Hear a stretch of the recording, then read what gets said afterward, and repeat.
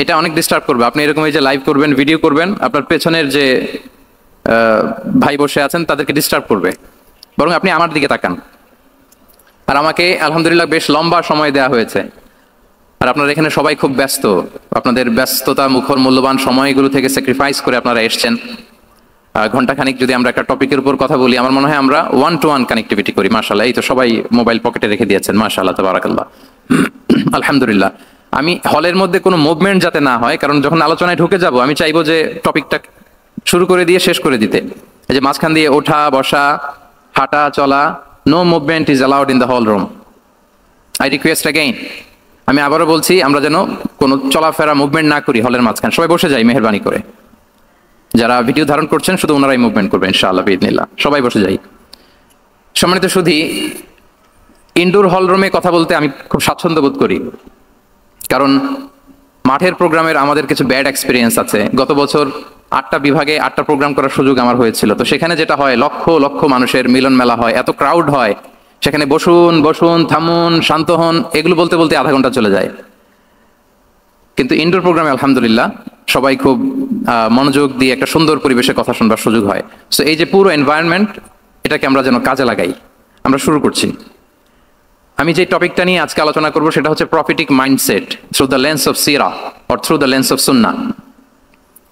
নববী মনস্তত্ত্ব সিরাতের আয়নায় রাসূল সাল্লাল্লাহু আলাইহি ওয়াসাল্লাম, ওনার মাইন্ডসেট কেমন ছিল? মাইন্ডসেট শব্দটার সাথে আমরা মোটামুটি পরিচিত না? সবাইকে বলেন। আমি কিন্তু মাঝে মাঝে জিজ্ঞেস করব, যদি আপনারা অনুমতি দেন।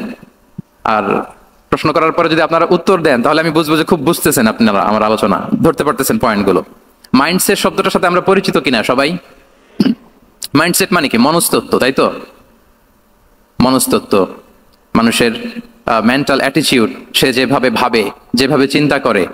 একটা মানুষ তার চারপাশের জগৎটাকে যেভাবে দেখে, যেভাবে ভাবে, যেভাবে চিন্তা করে এবং যেভাবে সে সিদ্ধান্ত নেয়, এটাকে বলে তার mindset, the way of thinking.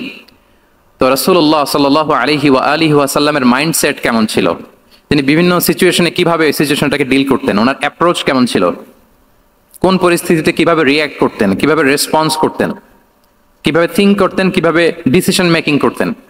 এই টোটাল বিষয়টাকে আজকে আমরা prophetic mindset through the lens of সিরাতে কভার করবার চেষ্টা করবো ইনশাআল্লাহ। একটু ভারী টপিক, তারপরে খুব সহজ করে উপস্থাপন প্রেজেন্টেশন করতে পারলে এটা বোঝা যাবে ইনশাআল্লাহ বিইذনিল্লাহ। তাহলে আমি প্রায়ই রাসূল সাল্লাল্লাহু আলাইহি ওয়াসাল্লামের মাইন্ডসেট বোঝানোর জন্য সিরাতে ঢুকে যাব, মানে রাসূল সাল্লাল্লাহু আলাইহি ওয়াসাল্লামের আসিরা আল আতিরা আল মুবারাকা, ওনার বায়োগ্রাফিতে প্রবেশ করব এবং সেখান থেকে রেফারেন্সগুলো শেয়ার করব আপনাদের সাথে, এবং সুন্নাহ থেকে রেফারেন্স শেয়ার করব, যাতে করে আমাদের কাছে ক্লিয়ার হয় যে ওনার মাইন্ডসেটটা কেমন, দৃষ্টিভঙ্গি কেমন। আমরা অনেকে বলি না যে দৃষ্টিভঙ্গি বদলান তো জীবন বদলে যাবে, এটা বলি না আমরা? তার মানে এটা খুব গুরুত্বপূর্ণ, মাইন্ডসেট খুব গুরুত্বপূর্ণ। আজকের এই শেষ অধিবেশনে আমরা প্রফিটিক মাইন্ডসেট নিয়ে কথা বলবো ইনশাআল্লাহ। আমি আমার রিসার্চে 12টা মাইন্ডসেট খুঁজে পেয়েছি, based on my personal research.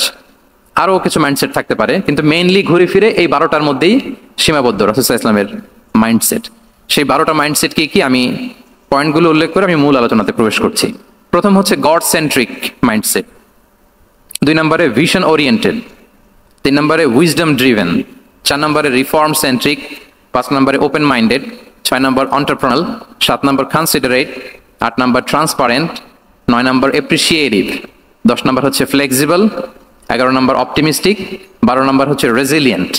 এই 10টা mindset based on my research, আমার ক্ষুদ্র গবেষণা আমি খুঁজে পেয়েছি যে রাসূল সাল্লাল্লাহু আলাইহি ওয়াসাল্লাম এই ধরনের মানসিকতার অধিকারী ছিলেন, এই অ্যাপ্রোচের অধিকারী ছিলেন। তো এই 12টা পয়েন্টে যদি 5 মিনিট করেও কথা বলি, তাহলে 5-12 প্রায় 60 মিনিট, 1 ঘন্টা। তা আপনাদের কি ধৈর্য কুলাবে 1 ঘন্টা সময় ব্যয় করা? আল্লাহু আকবার, মাশাআল্লাহ, তাবারাকাল্লাহ। তো আমরা শুরু করি, দেখি কতটুকু আপনারা এনজয় করেন। প্রথম যেই মাইন্ডসেটটা নিয়ে আমরা আলোচনা করব সেটা হচ্ছে গড সেন্ট্রিক মাইন্ডসেট বা আল্লাহ সেন্ট্রিক মাইন্ডসেট। অর্থাৎ রাসূল সাল্লাল্লাহু আলাইহি ওয়াসাল্লাম যে কোনো কাজে তিনি আল্লাহ তাআলাকে ফিল করতেন, আল্লাহ তাআলাকে তিনি অনুভব করতেন, ফিল করতেন। সবকিছু ছিল আল্লাহ তাআলা কেন্দ্রিক। যাই তিনি করতেন না কেন, একজন মহান সত্তার সন্তুষ্টির জন্যই তিনি সেটা করতেন। তিনি কে? আওয়াজ করে বলুন, তিনি কে? আল্লাহ সুবহানাহু ওয়া তাআলা। তার সন্তুষ্টির জন্যই তিনি সবকিছু করতেন এবং সবসময় তিনি এটা ফিল করতেন যে আমার আসল ভরসা স্থল হচ্ছে আল্লাহ তাআলা। আসল ভরসা স্থল কে? আল্লাহ তাআলা। এবং আল্লাহকেই তিনি ওনার নিজের অভিভাবক হিসেবে সবসময় চিন্তা করতেন। এবং তার দয়ার পরশেই যে আমরা বেঁচে আছি, তিনি যে আমাকে আগলে রেখেছেন, সার্বক্ষণিক এটাকে মনের মধ্যে ধারণ করা, সবসময় এই চিন্তাটা ভেতরে লালন করা, এটাকেই বলে গড সেন্ট্রিক মাইন্ডসেট বা আল্লাহ সেন্ট্রিক মাইন্ডসেট। এই মাইন্ডসেটের অধিকারে যদি আপনি হতে পারেন, আপনি একটা ডিভাইন পাওয়ার শিল্ডের ভেতরে থাকবেন, একটা ডিভাইন প্রোটেকশনে থাকবেন। চারিদিকে তুফান, ঝঞ্ঝা, ঝড়, অনেক কিছু, কোনো কিছু আপনাকে স্পর্শ করবে না, কারণ আপনার গড সেন্ট্রিক মাইন্ডসেট আছে। একটা মহা শক্তিধর সত্তার সাথে আপনার সংযোগায়ন আছে, কানেক্টিভিটি আছে। সো প্রথম মাইন্ডসেটটা হচ্ছে গড সেন্ট্রিক মাইন্ডসেট। রাসূল সাল্লাল্লাহু আলাইহি ওয়াসাল্লাম সবসময় সবকিছু আল্লাহ তাআলার সন্তুষ্টির জন্য করতেন, এবং তিনি ভাবতেন আমার কেউ না থাক, আল্লাহ আছে। যার কেউ নাই তার কে থাকে? বলুন তো সবাই, যার কেউ নাই তার কে আছে? আল্লাহ আছে। এটাই হচ্ছে গড সেন্ট্রিক মাইন্ডসেট। আসুন আমরা সিরাতের ভেতরে ঢুকে যাই, যেহেতু আমরা বলেছি থ্রু দ্য লেন্স অফ সিরাতের পরতে পরতে, সুন্নাহর পরতে পরতে আমরা দেখবো যে তিনি গড সেন্ট্রিক মাইন্ডসেটের অধিকারী ছিলেন কিনা। আল্লাহর হাবিব সাল্লাল্লাহু আলাইহি ওয়াসাল্লাম একবার একটা যুদ্ধ থেকে ফেরার পথে মরুভূমির মাঝখানে সেনাবাহিনীকে থামিয়ে বিশ্রামের ঘোষণা দিলেন যে তোমরা একটু বিশ্রাম নাও। তো উনি একটা গাছের নিচে বিশ্রামের জন্য গেলেন, এবং সেখানে গাছের ডালে ওনার তলোয়ারটা ঝুলিয়ে রাখলেন, ঝুলিয়ে বিশ্রাম নিতে লাগলেন, ঘুমিয়ে পড়লেন। হঠাৎ এক বেদুইন এসে রাসূল সাল্লাল্লাহু আলাইহি ওয়াসাল্লামের এই কোষবদ্ধ তলোয়ারটা কোষমুক্ত করে এরকম হাতে নিল। রাসূল সাল্লাল্লাহু আলাইহি ওয়াসাল্লাম ঘুম থেকে জেগে উঠলেন। এবার বেদুইন বলতে আরম্ভ করলো, মাইয়ামনাউকা মিন্নি, এই মুহাম্মদ তোমাকে এবার কে বাঁচাবে বলো, এই তো আমার হাতে তলোয়ার, কে বাঁচাবে? সাথে সাথেই আল্লাহর হাবিব সাল্লাল্লাহু আলাইহি ওয়াসাল্লাম উনি উত্তরে বললেন আল্লাহ। উত্তরে কি বললেন? কোনো চিন্তা ভাবনা নাই যে ওরে আঘাত করা যায় কিনা পাল্টা, বা কোনোভাবে ওর কনফিডেন্স ডাউন করা যায় কিনা, এদিক সেদিক কারো সাপোর্ট চাওয়া যায় কিনা, কোনো দিকে না তাকিয়ে কি বললেন? আওয়াজ করে বলুন সবাই, কি বললেন? আল্লাহ। তাহলে এই যে this is the powerful example of god centric mindset. সবসময় তিনি আল্লাহ কেন্দ্রিক ছিলেন। সবসময় কি ছিলেন? আল্লাহ কেন্দ্রিক ছিলেন। এটাকে বলে গড সেন্ট্রিক মাইন্ডসেট। যে কোনো পরিস্থিতিতে তিনি আল্লাহ যে আমার সাথে আছেন এটা কল্পনা করতেন। এবং সুনানে আবু দাউদের একটি বর্ণনা এসেছে, রাসূল সাল্লাল্লাহু আলাইহি ওয়াসাল্লাম কানা নবী সাল্লাল্লাহু আলাইহি ওয়াসাল্লাম ইযা হাযাবাহু আমরুন সাল্লা, তাকে যখন কোনো জিনিস বিচলিত করতো তিনি জায়নামাজের মুসল্লায় দাঁড়িয়ে যেতেন, সালাতের জন্য দাঁড়িয়ে যেতেন। বিপদে পড়লেই আল্লাহর কাছে সেটা সঁপে দিতেন, শেয়ার করতেন। আমরা বর্তমানে কোনো বিপদে পড়লে কি করি? আগে কোথায় শেয়ার করি? ফেসবুকে। বলেন, আমার জীবনে কোনো দুর্ঘটনা কিছু হইলেই আমরা কোথায় শেয়ার করি? করেন আপনারা? ফেসবুকে শেয়ার করেন? আসলে করা উচিত কার সাথে? হ্যাঁ, আমার স্ত্রীর সাথে শেয়ার করার আগেও শেয়ার করবো কার সাথে? আমার বন্ধুর সাথে শেয়ার করার আগেও শেয়ার করবো কার সাথে? আল্লাহর সাথে। আমরা যদি হিজরতের ঘটনাটাকে একটু অ্যানালাইজ করি তাহলে দেখবো যে গারে সাউরে যখন আল্লাহ রাসূল সাল্লাল্লাহু আলাইহি ওয়াসাল্লাম এবং আবু বকর রাদিয়াল্লাহু তাআলা আনহু ওনারা আশ্রয় নিয়েছিলেন রাত্রিবেলায়, কুরাইশরা যখন খুঁজতেছিল, আবু বকর রাদিয়াল্লাহু তাআলা আনহু বলেন যে কুরাইশদের পা দেখা যাচ্ছে, ওরা যে হেঁটে যাচ্ছে, একটু উকি মারলে আমাদেরকে দেখা যায়। তিনি অত্যন্ত ভীত সন্ত্রস্ত, তটস্থ, নিজের জন্য নয়, রাসূল সাল্লাল্লাহু আলাইহি ওয়াসাল্লামের সেফটির জন্য। রাসূল সাল্লাল্লাহু আলাইহি ওয়াসাল্লাম আবু বকর রাদিয়াল্লাহু তাআলা আনহুকে বলেন যে আবু বকর চিন্তা করো না, লা তাহসান ইন্নাল্লাহা মা'ানা, আবু বকর চিন্তা করো না, আল্লাহ আমাদের সাথে আছেন। সুবহানাল্লাহ। আমাদের সাথে কে আছেন? আল্লাহ আমাদের সাথে আছেন। এটা হচ্ছে গড সেন্ট্রিক মাইন্ডসেটের উদাহরণ। আপনার মনকে বুঝাতে হবে যে আল্লাহ আমার সাথে আছে। মনকে তুমি বুঝিয়ে বলো আল্লাহ আছে আমার সাথে। এই বাক্যটা মুখস্থ করা যাবে? মনকে তুমি বুঝিয়ে বলো আল্লাহ আছেন আমার সাথে। আপনার পুরো জীবনের সব কাজের সাথে যদি এই বাক্যটাকে মিলিয়ে ফেলতে পারেন, দেখবেন যে কোনো কিছুই আপনার ক্ষতি করতে পারতেছে না। এটাকে বলে গড সেন্ট্রিক মাইন্ডসেট। আল্লাহ আমার সাথে আছেন, কেউ নাই কিন্তু আল্লাহ তাআলা আমার সাথে আছেন। এবং গড সেন্ট্রিক মাইন্ডসেটের সবচেয়ে বড় সুবিধা হচ্ছে আপনার মনে কখনো হতাশা কাজ করবে না, হতাশা বাঁধবে না, কারণ আপনার সাথে এক মহাশক্তিধরের কানেক্টিভিটি আছে। তিনি কে বলুন তো আওয়াজ করে? তিনি আল্লাহ। হতাশা আসবে না। এই যে আমাদের জাতীয় জীবনের এখন সবচাইতে বড় বড় সমস্যাগুলোর যদি আমরা লিস্ট করি, একটা বড় সমস্যা হচ্ছে ডিপ্রেশন, তাই না? আমরা ডিপ্রেশনে ভুগি না? আপনাদের ডিপ্রেশন হয় কখনো? আচ্ছা, ডিপ্রেশন কাকে বলে আগে বলে। ডিপ্রেশন হচ্ছে আপনার আর আপনার রবের মাঝে যে দূরত্ব, এটার নাম ডিপ্রেশন। আই রিপিট, আমার আর আমার রবের মাঝে যে গ্যাপ, আমাদের সম্পর্কের যে দূরত্ব, এটার নাম কি? ডিপ্রেশন। আপনি যত আল্লাহর সাথে সম্পর্ক জোরদার করতে পারবেন, ডিপ্রেশন আপনার থেকে দৌড়ে পালাবে। এজন্য আমাদের বিশ্বাসীদের জীবনে কোনো ডিপ্রেশন নাই। আছে? আমাদের ডিকশনারিতে কোনো ডিপ্রেশন আছে বলেন তো? আমাদের সাথে আল্লাহর সম্পর্ক কেমন বলেন? মজবুত? আলহামদুলিল্লাহ পড়ুন সবাই। তাহলে ডিপ্রেশন হচ্ছে আপনার আর আপনার রবের মাঝে যে দূরত্ব, এই দূরত্ব দূর করে দেন, ডিপ্রেশন আপনিই পালাবে। আচ্ছা, আমরা আরো কিছু সিরা থেকে ইনসিডেন্ট নিয়ে দেখি যে গড সেন্ট্রিক মাইন্ডসেটটা কেমন। দ্বিতীয় হিজরিতে যে বদরের যুদ্ধ হলো, সে বদরের যুদ্ধে ইবনে মাসউদ রাদিয়াল্লাহু তাআলা আনহু তিনি বর্ণনা করেন যে আল্লাহ রাসূল সাল্লাল্লাহু আলাইহি ওয়াসাল্লাম আগামীকাল যুদ্ধ এর আগের দিন রাতে তিনি হাত তুলে এরকম দোয়া করতেছিলেন। আমরা তো এইভাবে দোয়া করি, আল্লাহর হাবিব সাল্লাল্লাহু আলাইহি ওয়া আলিহি ওয়াসাল্লাম তিনি দোয়া করতে করতে ইমোশনালি হাত এরকম উঁচু করে হাত্তা ইউরা বায়াদু ইবতাইহি, বগলের শুভ্রতা দেখা যাচ্ছিল, উনি দোয়া করতেছিলেন আল্লাহুম্মা আনজিজ লি মা ওয়া'আতানি, আল্লাহুম্মা আতিনি মা ওয়া'আতানি, আল্লাহ তুমি যে বিজয় দিবে বলে প্রতিশ্রুতি করেছিলে ওই বিজয় আমাদেরকে দাও, ওই ভিক্টরি আমাদেরকে দাও, দোয়া করছিলেন। সাইয়েদনা আলী রাদিয়াল্লাহু তাআলা আনহু উনি বর্ণনা করছেন যে বদরের যুদ্ধের আগের রাতে আমরা সবাই ঘুমোচ্ছিলাম, কিন্তু রাসূল সাল্লাল্লাহু আলাইহি ওয়াসাল্লামকে দেখলাম যে না, উনি হাত তুলে শুধু আল্লাহর কাছে কান্না করছেন, দোয়া করছেন।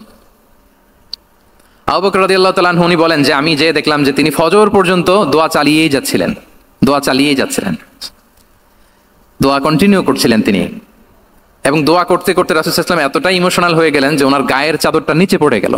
আবু বকর রাদিয়াল্লাহু তাআলা আনহু যে বলেন ইয়া নবী আল্লাহ কাফাকা মুনাশাদাতুকা রাব্বাক ফাইন্নাহু সায়ুনজিজু লাকা মা ওয়া'দাক, হে নবী যথেষ্ট, এনাফ ইজ এনাফ, অনেক হয়েছে নবী, আন্না আর কাঁদতে হবে না, আপনার রব আপনাকে ভিক্টরি বা বিজয় দান করবে ইনশাআল্লাহ। তাহলে দেখেন যুদ্ধের আগের রাতে সেনাপ্রধান কি করে, এই কৌশল ওই কৌশল, কোন দিক দিয়ে অ্যাটাক করা যাবে, ওয়ার স্ট্র্যাটেজি ঠিক করে, তার সাথে যারা আছে তাদের সাথে পরামর্শ করে। কিন্তু রাসূল সাল্লাল্লাহু আলাইহি ওয়াসাল্লাম সবকিছু সেট করে দিয়ে কার সাথে কানেক্টিভিটি করেছেন বলুন তো? আল্লাহর সাথে। This is called God centric mindset, আল্লাহ সেন্ট্রিক মাইন্ডসেট। আমার হৃদয়টা সবসময় কার সাথে জুড়ে থাকবে? আল্লাহর সাথে, কারণ উনি ছাড়া আমার কোনো ঠিকানাই নাই। এই যে একটা নাশিদ বাংলাদেশে আমি শুনেছিলাম, তুমি ছাড়া প্রভু আমি, শুনেছেন আপনারা? ঠিকানাবিহীন। এটাও মনে রাখতে হবে, মনকে তুমি বুঝিয়ে বলো আল্লাহ আছে আমার সাথে, এটাও যেমনি আমরা মনে রাখবো, এই বাক্যটা মনে রাখতে হবে যে প্রভু তুমি ছাড়া আমি, হ্যাঁ বলতে চান না কেন, তুমি ছাড়া আমি ঠিকানাবিহীন, উনি ছাড়া আমার কোনো ঠিকানাই নাই। তাহলে এই মেন্টালিটি যদি আমরা ধারণ করতে পারি, এটাকে বলে গড সেন্ট্রিক মাইন্ডসেট। তাহলে রাসূলুল্লাহ সাল্লাল্লাহু আলাইহি ওয়া আলিহি ওয়াসাল্লামের যে 12টা মাইন্ডসেটের কথা আমরা বলেছি, তার প্রথমটা হচ্ছে গড সেন্ট্রিক। প্রথমটা কি? সবাই বলুন আওয়াজ করে, প্রথমটা কি? মাশাআল্লাহ। আমি শেষে আবার জিজ্ঞেস করবো যে কারা কারা বলতে পারেন দেখি। তাহলে একটা কভার করলাম। আল্লাহ তাআলা আমাদেরকে গড সেন্ট্রিক মাইন্ডসেট দান করুক। আমরা যে কোনো পরিস্থিতিতে যেভাবেই থাকি না কেন, আমরা বিপদে আপদে সবসময় ভরসা রাখবো কার উপর? এটাই হচ্ছে গড সেন্ট্রিক বা আল্লাহ সেন্ট্রিক মাইন্ডসেট। আচ্ছা, 2 নাম্বার মাইন্ডসেট হচ্ছে vision oriented mindset. Vision oriented mindset মানে হচ্ছে যার মধ্যে দূরদর্শিতা আছে, ফার সাইটেডনেস আছে, who can anticipate the future, যে ভবিষ্যৎ আগাম অনুমান করে ফেলতে পারে, সামনের পরিস্থিতিকে আগাম অনুমান করতে পারার যে যোগ্যতা বা দীর্ঘমেয়াদী চিন্তা করতে পারার যে ক্যাপাসিটি, এটাকে বলে ভিশন ওরিয়েন্টেড মাইন্ডসেট। এটা আল্লাহ রাসূল সাল্লাল্লাহু আলাইহি ওয়া আলিহি ওয়াসাল্লামকে আল্লাহ তাআলা দান করেছেন। উনি ভবিষ্যৎকে আগাম বুঝতে পারতেন, আগাম অনুমান করতে পারতেন, এবং সে অনুযায়ী তিনি স্ট্র্যাটেজি, প্ল্যান, পরিকল্পনা এটা তিনি সাজাতে পারতেন। এটাকে বলে ভিশন ওরিয়েন্টেড মাইন্ডসেট। এবার আসুন আমরা সিরাতের কিছু ইনসিডেন্টকে সামনে নিয়ে আসি যে তিনি কিরকম ভিশন ওরিয়েন্টেড মাইন্ডসেটের অধিকারী ছিলেন। আমরা সবাই হুদাইবিয়ার ঘটনা জানি না? কত হিজরিতে ঘটেছিল বলুন তো সবাই? হ্যাঁ, কত? 6ষ্ঠ হিজরিতে। লাকাদ সাদাকাল্লাহু রাসূলাহুর রুইয়া বিল হক লাতাদখুলুন্নাল মাসজিদাল হারামা ইনশাআল্লাহু আমিনিন। রাসূল সাল্লাল্লাহু আলাইহি ওয়াসাল্লাম 6ষ্ঠ হিজরিতে মদিনায় স্বপ্নে দেখলেন যে তিনি উমরা করতে যাচ্ছেন। তো নবীদের স্বপ্ন এটা কেবল স্বপ্ন নয়, এটা আল্লাহর পক্ষ থেকে ওয়াহি, রেভেলেশন, ওয়াহি।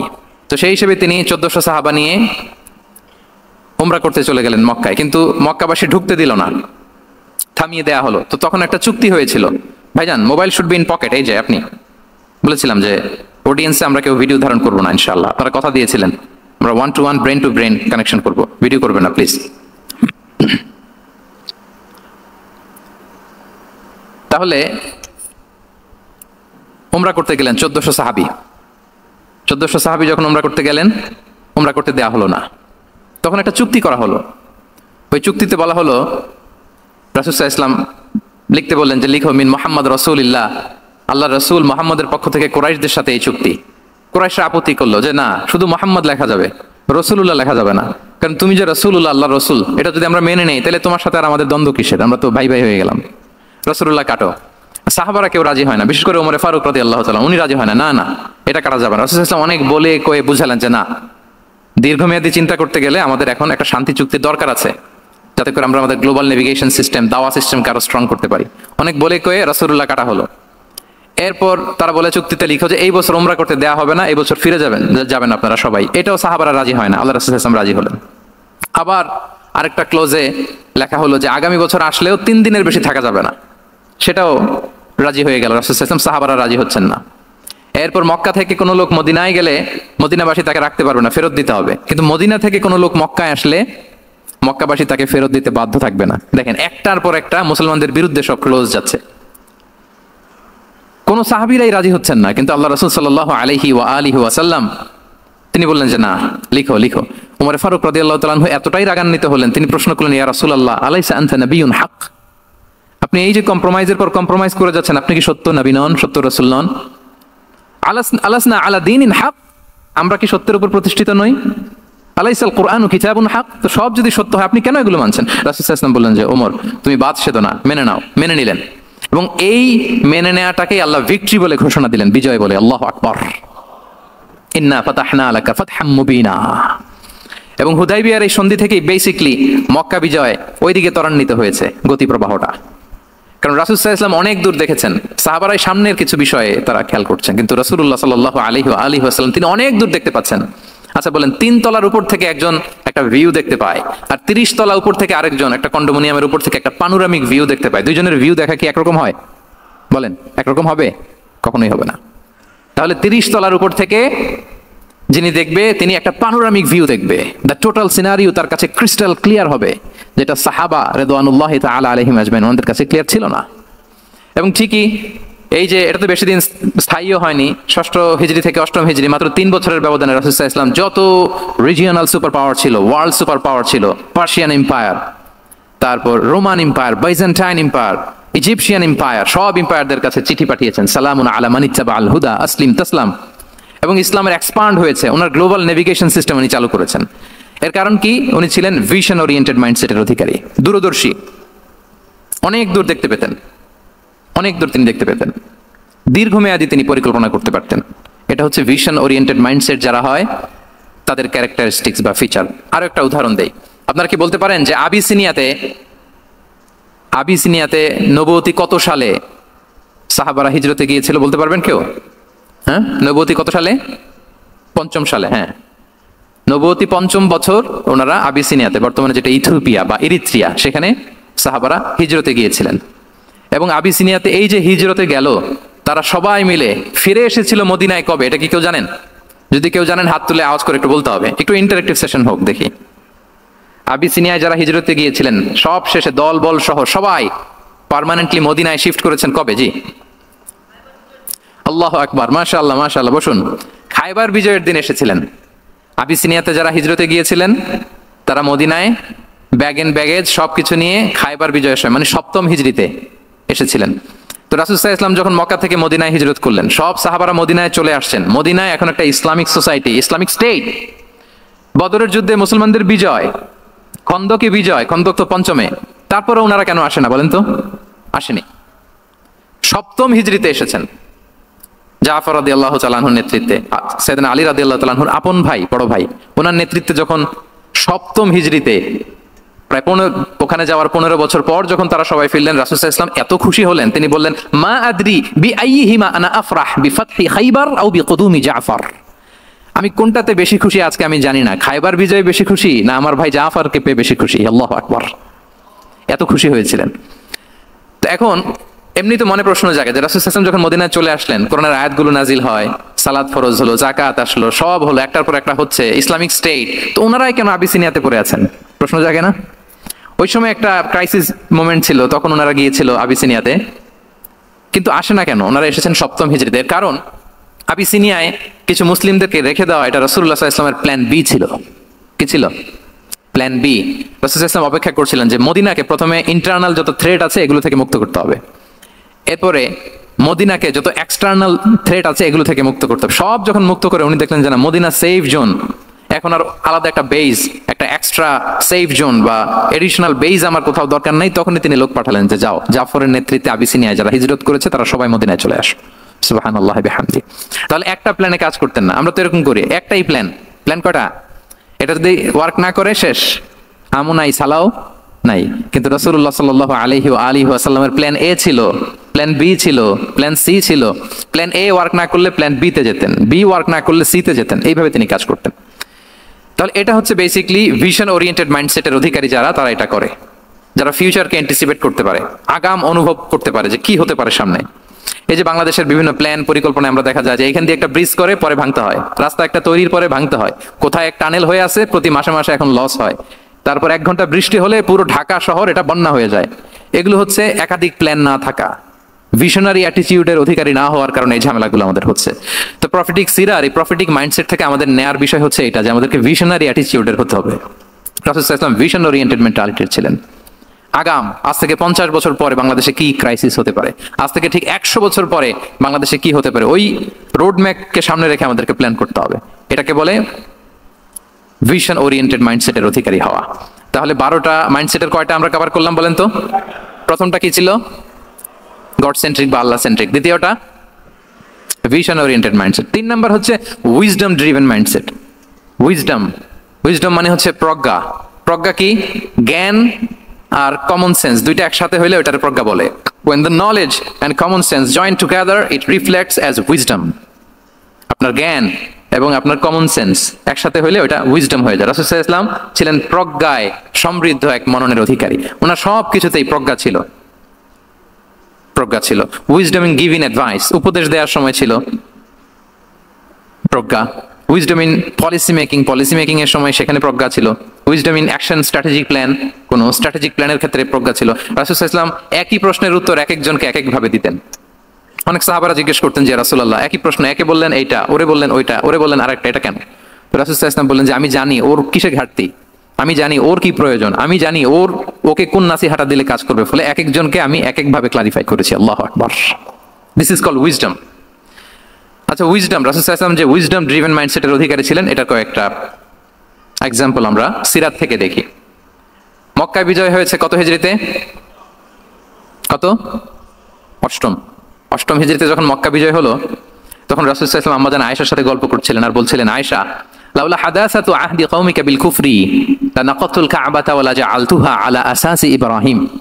আয়েশা, তোমার এই মক্কাবাসী, তোমার এলাকার লোকজন যদি একটা কেওস সৃষ্টি না করতো তাহলে কাবার যে আসল শেপ, আমি ওই আসল শেপে এটাকে ফেরত নিতাম, কিন্তু নিতে গেলে এখন একটা ঝামেলা পাবে, এজন্য নিব না। ব্যাপারটা হচ্ছে আমরা এখন যে কাবাটাকে দেখি এটা হচ্ছে স্কয়ার আকৃতির। স্কয়ার মানে কি? বর্গাকৃতি, তাই তো? বর্তমান কাবা কোন আকৃতির বলেন তো? একটা বড় কিউবের সাইজ না? দূর থেকে দেখলে মনে হয় একটা বড় কিউবের সাইজ, কিউবের আকৃতি মানে স্কয়ার, চতুর্ভুজ। কিন্তু সাইয়েদনা ইব্রাহিম আলাইহিস সালাম যে কাবা নির্মাণ করেছিলেন এটা কিন্তু এরকম কিউব ছিল না, ওটা ছিল রেক্ট্যাঙ্গেল। রেক্ট্যাঙ্গেল ছিল মানে আয়তাকৃতির ছিল, এরকম লম্বা। এই যে এই টেবিলটা যেরকম, টেবিলের যে শেপ এরকম ছিল, এরকম লম্বা কাবা ঘর ছিল আয়তাকৃতির। কিন্তু এখন এটা কমে স্কয়ার আকৃতির হয়ে গেছে। এর কারণটা কি? কাবা একবার ওখানে অগ্নিকাণ্ড ঘটার কারণে ধ্বংস হয়েছিল, ফলে কাবাকে আবার রিনোভেশন করা লেগেছিল, পুনর্নির্মাণ। তো কুরাইশরা সিদ্ধান্ত নিয়েছিল কাবা পুনর্নির্মাণে আমরা কোনো হারাম টাকা ইউজ করব না, যার কাছে যত হালাল টাকা আছে নিয়ে আসা হলো। কিন্তু হালাল টাকা যতটুকু জমা হয়েছে এটা দিয়ে পুরো কাবা নির্মাণ হয় না, অর্ধেক হয়। ফলে কাবা যে আয়তাকৃতির ছিল সেটা না হয়ে গেছে কি বলেন? বর্গাকৃতির মানে স্কয়ার। ওই স্কয়ার কাবাই আজ পর্যন্ত রয়ে গেছে। কিন্তু ওই যে আয়তক্ষেত্রের যে শেপের মধ্যে যতটুকু জায়গা বাকি ছিল ওইখানে দেখবেন একটা ক্রিসেন্টের মতো আছে, হেজরে ইসমাইল, হাতিমে কাবা বলে। ওইটার ভিতরে নামাজ পড়া আর কাবার ভিতরে নামাজ পড়া একই হুকুম।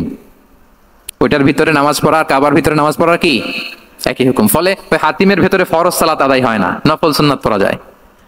এমনকি কাবার ভেতরেও ফরজ সালাত আদায় করলে আদায় হবে না, কারণ নামাজের ফরজের মধ্যে একটা ফরজ হচ্ছে ইলা জিহাতিল কাবা, টু দ্য ডাইরেকশন অফ কেবলা। আপনার কেবলা মুখী হইতে হবে না, আপনি তো কাবার ভিতরে ঢুকে গেছেন, এখন কাবা কোন দিকে? কাবা তো নাই, বের হইতে হবে। বের হয়ে কাবা মুখী হলে সালাত হবে। I think you got the point. তো তাহলে রাসূল সাল্লাল্লাহু আলাইহি ওয়াসাল্লামের উইজডম বা প্রজ্ঞাটা এখানে দেখেন। আম্মা জান আয়েশা রাদিয়াল্লাহু তাআলা আনহাকে উনি বললেন যে আয়েশা, মক্কা তো বিজয় হলো, মক্কার কন্ট্রোল তো এখন আমার হাতে, চাইলে আমি কাবাকে ভেঙে সেই ইব্রাহিম আলাইহিস সালামের যে বেইজ এরকম লম্বা করে শেপ দিতে পারি, কিন্তু দিব না, কেননা দিলে মক্কা একটা ক্যাওস হতে পারে। কি হতে পারে? কারণ তারা একেবারে ভেরি রিসেন্ট মুসলমান হয়েছে, তারা না বুঝেই বলবে যে সেই আদি কাবা, মুহাম্মদ এই কাবার অপমান করেছে, কাবাকে ভুলুণ্ঠিত করেছে, সম্মানকে নষ্ট করেছে, এরকম একটা কোশ্চেন রাইজ করতে পারে। এজন্য আমি করলাম না। সুবহানাল্লাহ। This is called wisdom. এটাকে কি বলে? প্রজ্ঞা। এটাকে প্রজ্ঞা বলে। তাহলে আপনার জ্ঞান এবং আপনার কমন সেন্স দুইটা যখন কানেক্ট করে তখন সেটা প্রজ্ঞা হয়। প্রজ্ঞার আরেকটা উদাহরণ যদি দেই সিরাত থেকে, রাসূল সাল্লাল্লাহু আলাইহি ওয়াসাল্লামের যে কনফ্লিক্ট রিজলভিং ক্যাপাসিটি ছিল, যখন কাবাকে পুনর্নির্মাণ করা হচ্ছে তখন হাজরে আসওয়াদকে বের করা লেগেছিল। এবং রিনোভেশন শেষে আবার হাজরে আসওয়াদকে তার জায়গা মতো, মানে ব্ল্যাক স্টোন যেটাতে চুমু দিলে মানুষের গুনাহ মাফ হয়ে যায়, হাজারে আসওয়াদ চিনতে পেরেছেন না? চুমু দিতে পেরেছেন আপনারা? হ্যাঁ, ওরে আল্লাহ, অনেকে দিয়েছে, তো আমি দিতে পারি না এখনো। ওখানে যে ভিড় থাকে, ওই ধাক্কা ধাক্কি করে মনে হয় যে না, হজ বা উমরার যে মূল এসেন্স বা স্পিরিট ওইটা বোধহয় নষ্ট হয়ে যায়। যেন অনেকবার ট্রাই করেও, এবার আমার সাথে একটা 8 জনের গ্রুপ ছিল, খুব নাদুস নুদুস লম্বা চূড়া। তো বলতেছে শাইখ আপনার কোনো টেনশন করা লাগবে না, আসেন। তো ওরা যে যেরকম ধাক্কা ধাক্কি শুরু করছে ওইটা দেখি আমার আর সাহস হয় নাই। বলছে যে ভাই আমি মাফও চাই, দোয়াও চাই, আমার করা লাগবে না, ওই দূর থেকে ইশারা দিলেই হবে।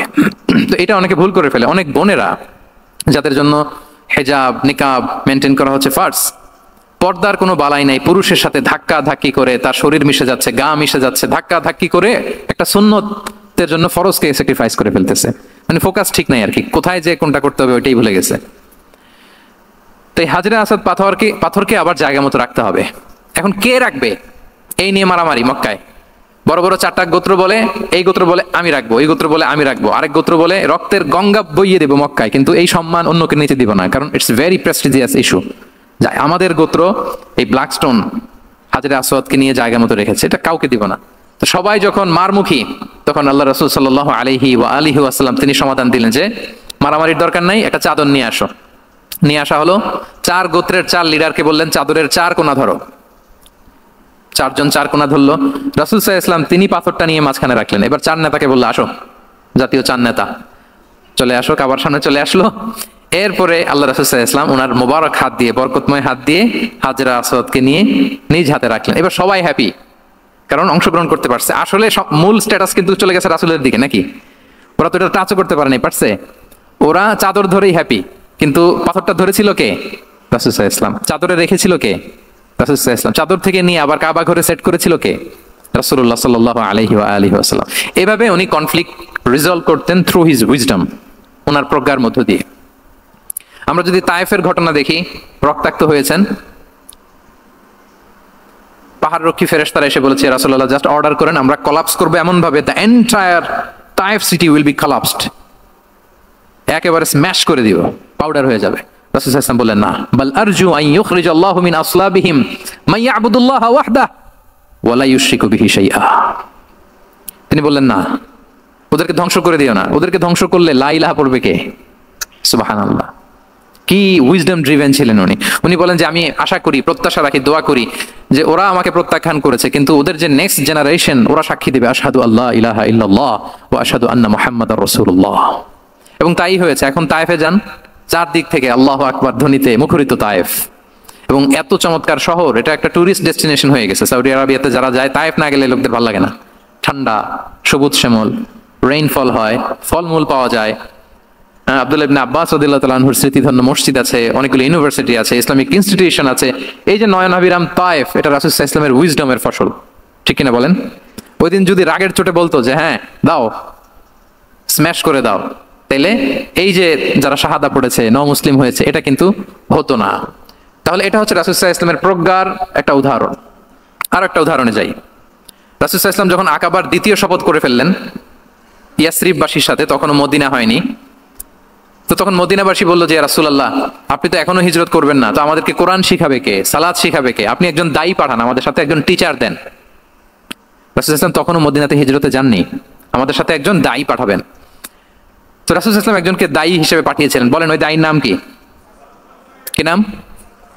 মুসআব ইবনে উমাইর রাদিয়াল্লাহু তাআলা আনহু, যিনি উহুদের যুদ্ধে শহীদ হয়েছিলেন, উনাকে পাঠিয়েছিলেন। দেখেন, উনি আবু বকর রাদিয়াল্লাহু তাআলা আনহুকে পাঠান নাই, পাঠিয়েছেন ওমর ফারুককে, ওসমান রাদিয়াল্লাহু তাআলা আনহু, আলী রাদিয়াল্লাহু তাআলা আনহু, কাউকে পাঠাইছেন? কারে পাঠালেন? মুসআবকে। এর কারণ হচ্ছে উনি দেখতে খুব স্মার্ট ছিলেন, খুব ড্যাশিং ফেসের অধিকারী ছিলেন, এলিট ফ্যামিলি, মক্কার এলিট ফ্যামিলির একজন যুবক ছিলেন, এবং উনি সবচেয়ে দামি দামি পারফিউম কালেক্ট করে ওইটা দিতেন। উনি মক্কার কোনো রাস্তা দিয়ে হেঁটে গেলে লোকজন বুঝতো এই রাস্তা দিয়ে কিছুক্ষণ আগে হেঁটে গিয়েছে মুসআব ইবনে উমাইর। সুবহানাল্লাহ। আমরা বাংলায় বলি না যে আগে দর্শনদারি পরে গুণ বিচারী, এই কথাটার সাথে পরিচিত আপনারা? আগে দর্শনদারি পরে গুণ বিচারী। আল্লাহ তাআলা এক একজনকে আমাদেরকে এক এক অবয়বে সৃষ্টি করেছেন। হুয়াল্লাযী ইউসাউবিরুকুম ফিল আরহামি কাইফা ইয়াশা। আল্লাহর একটা নাম হচ্ছে তিনি আল মুসাউবির, দ্য ডিজাইনার। মায়ের গর্ভে থাকতেই আমাদের কার চেহারা, কার কণ্ঠস্বর, কার স্কিন কালার, কে কিরকম হব সব ফিক্স তিনি ঠিক করে দিয়েছেন।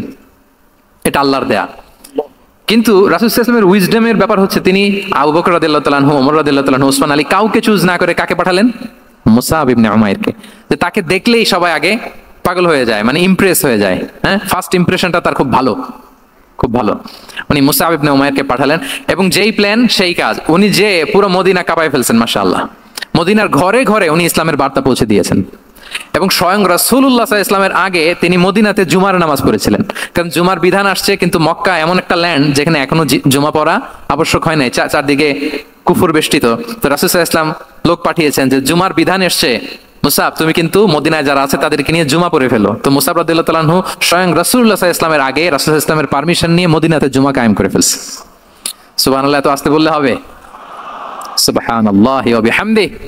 দেখেন, উইজডম ড্রিভেন পার্সোনালিটির অধিকারী ছিলেন, প্রজ্ঞার অধিকারী ছিলেন, অন্য কাউকে পাঠাননি। কাকে পাঠিয়েছেন? মুসআব ইবনে উমাইর। তাহলে উনি যেই কাজটাই করতেন, যেটা বলতেন, যেটাতে এঙ্গেজ হতেন, এর নেপথ্যে প্রজ্ঞা ছিল। কি ছিল ভাই? উইজডম ছিল। আল্লাহ যেন সেই উইজডম আমাদেরকে দান করেন, আল্লাহ যেন সেই প্রজ্ঞা দিয়ে আমাদেরকে সমৃদ্ধ করেন। আমরা সবাই পড়ি আমিন। তাহলে কয়টা গেল? 3টা। 4 নাম্বার হচ্ছে রিফর্ম সেন্ট্রিক মাইন্ডসেট, মানে রাসূল সাল্লাল্লাহু আলাইহি ওয়াসাল্লাম সংস্কারবাদী ছিলেন আর কি। ভুল ভাল দেখলে রিফর্ম করতেন, ইসলাহ করতেন, সংস্কার। এখন তো যে অনেকগুলো সংস্কার কমিটি হলো দেখলাম বাংলাদেশে, খুব সুন্দর, বিভিন্ন বিষয়ে সংস্কার হচ্ছে। এবং স্বাধীনতার পরে আমাদের বয়স তো আর বেশি না, মানে সব দলের লোকেরা মিলে একসাথে এরকম বসা, এরপর রাষ্ট্রীয় ইস্যু নিয়ে ডিসকাস করা, এরপর মাঝে মাঝে আবার ওয়ার্ক আউট করা, আবার একটু মিষ্টি ঝগড়া করা, আবার একটু ফান করা, এই সব কিছুর মধ্য দিয়ে জাতির জন্য ভাবা, নতুন নতুন চিন্তা প্রণয়ন। That's very good, I do appreciate. এটা দরকার, এমন বাংলাদেশই তো আমরা চেয়েছিলাম, ঠিক কিনা বলেন?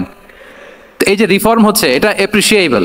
রাসূল সাল্লাল্লাহু আলাইহি ওয়াসাল্লামের কিন্তু এই রিফর্ম সেন্ট্রিক মাইন্ডসেট ছিল।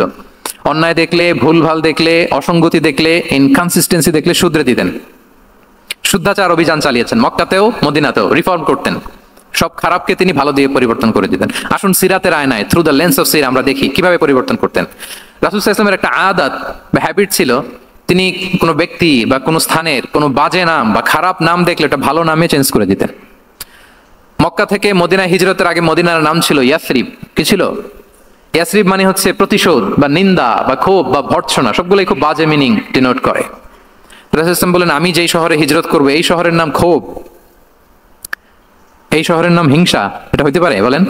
রাহমাতাল লিল আলামিন, হ্যাঁ, mercy and peace for the entire universe করে যাকে আল্লাহ পাঠিয়েছেন, উনি যেই শহরে থাকবেন ওই শহরের নাম প্রতিশোধের শহর। এটা হবে? উনি শহরের নাম চেঞ্জ করে দিলেন। উনি শহরের নাম দিলেন মদিনাতুন নবী। কি দিলেন? মদিনাতুন নবী, অথবা তওবা তয়্যিবা, চেঞ্জ করে দিলেন, পরিবর্তন করে দিলেন। এক এলাকায় যে বিষ্ণু ইসলাম দেখলেন যে গাছপালা হয় না, উনি বললেন মাসমু হাযিহিল আরদ, এই জায়গার নাম কি? সবাই বলে ইসমুহা গাদেরা। গাদেরা মানে হচ্ছে মাকান লা নাবাতা ফিহি ওয়ালা শাজার, এমন জায়গা যেখানে ঘাস লতাপাতা কিছুই জন্মায় না।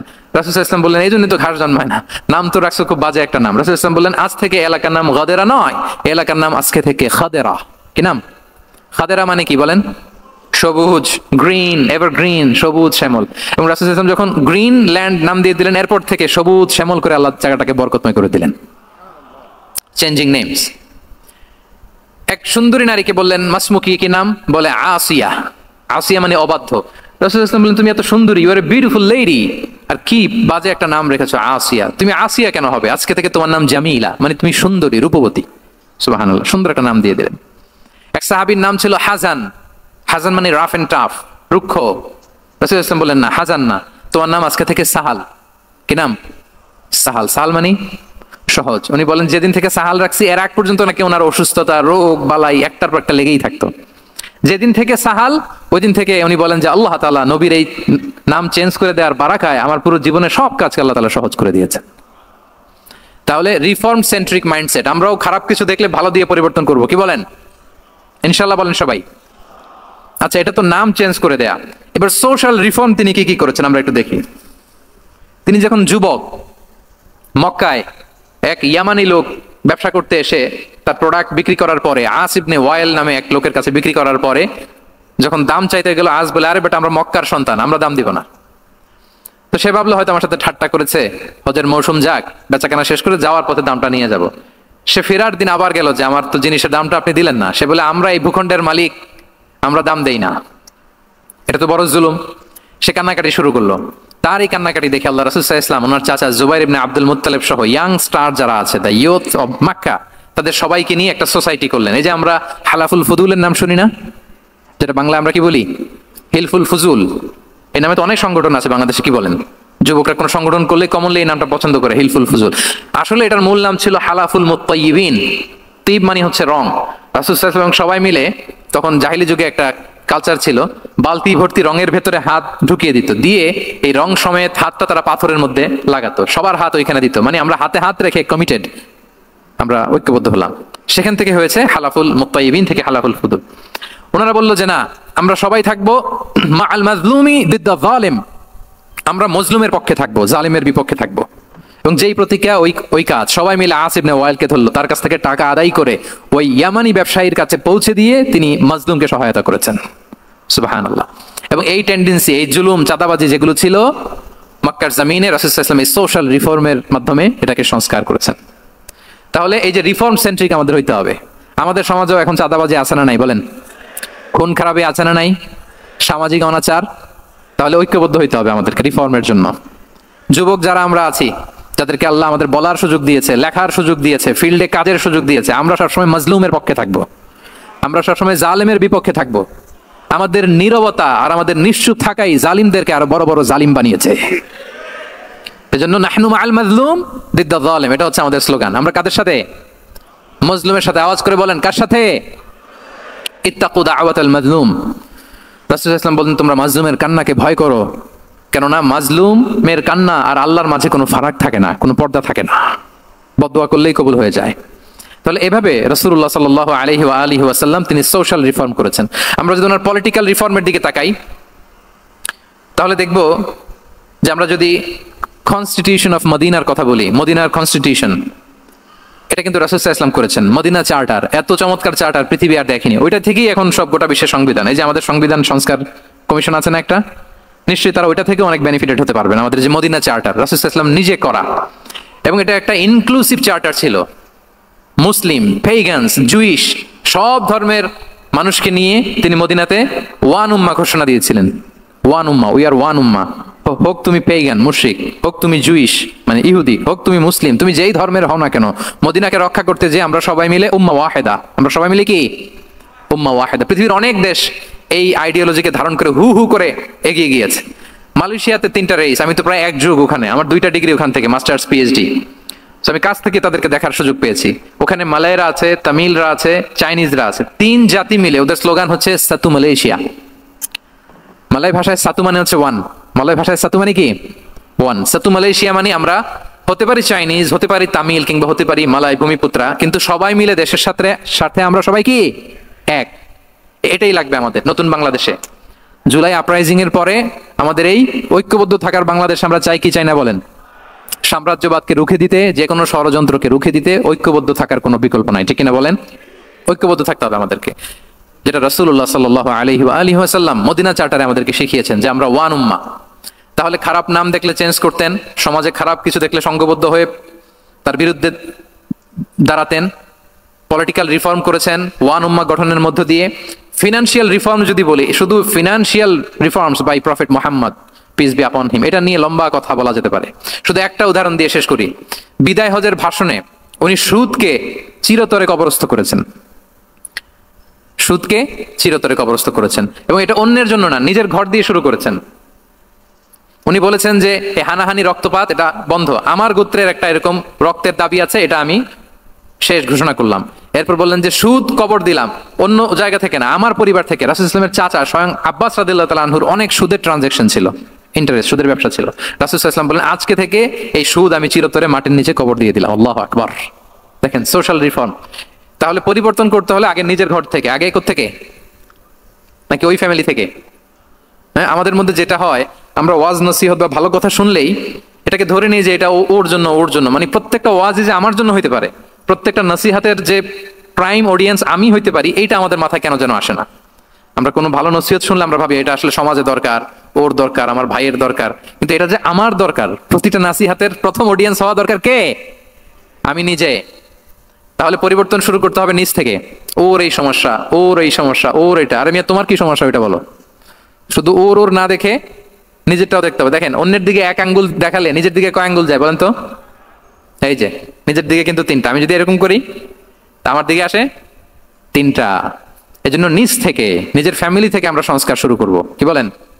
ওমরে ফারুক রাদিয়াল্লাহু তাআলা আনহু যখন ফ্যামিলি মিটিং এ বসতেন, উনি ওনার সন্তানদেরকে বলতেন, শোনো, তোমরা খলিফাতুল মুসলিমিন, আমিরুল মুমিনিনের সন্তান, তোমাদের কোনো বাজে কাজ যদি সমাজে আসে, তোমাদের কোনো অন্যায় যদি আমার কানে আসে, অন্যের জন্য যা শাস্তি তোমাদের জন্য হবে ডবল শাস্তি।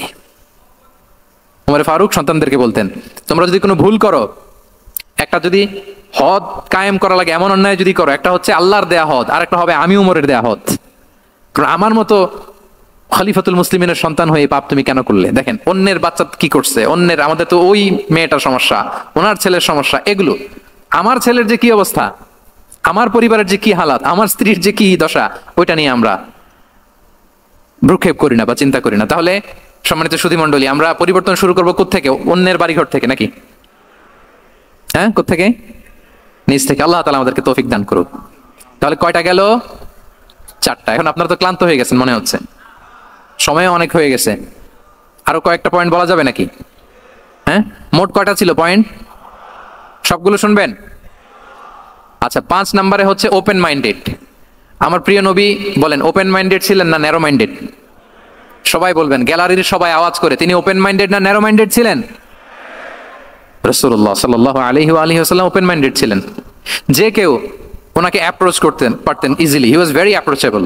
ছোট বড় আবাল বৃদ্ধ বনিতা ওনার সাথে কথা বলতে স্বাচ্ছন্দ্য বোধ করতো, ভয় পেত না। এই জন্য সিরাতের পরতে পরতে দেখবেন এক শিশু এসে প্রশ্ন করে, নারী এসে প্রশ্ন করে, বৃদ্ধ এসে প্রশ্ন করে, বন্ধু এসে প্রশ্ন করে, শত্রু এসে কনভারসেশন করে, সবাই এসে ওনার সাথে কথা বলতে পারতো। সুবহানাল্লাহ। এবং এগুলো উনি অ্যাকোমোডেট করতে পারতেন। কি করতে পারতেন? অ্যাকোমোডেট করতেন। ছোট একটা উদাহরণ দেই, আসির আল হালাবিয়া থেকে নেয়া একটা বিখ্যাত সিরাতের গ্রন্থ। বদরের যুদ্ধে রাসূল সাল্লাল্লাহু আলাইহি ওয়াসাল্লাম বদরের মাঠে সেনা ক্যাম্প স্থাপন করলেন। কি ক্যাম্প? সেনা ক্যাম্প স্থাপন করলেন।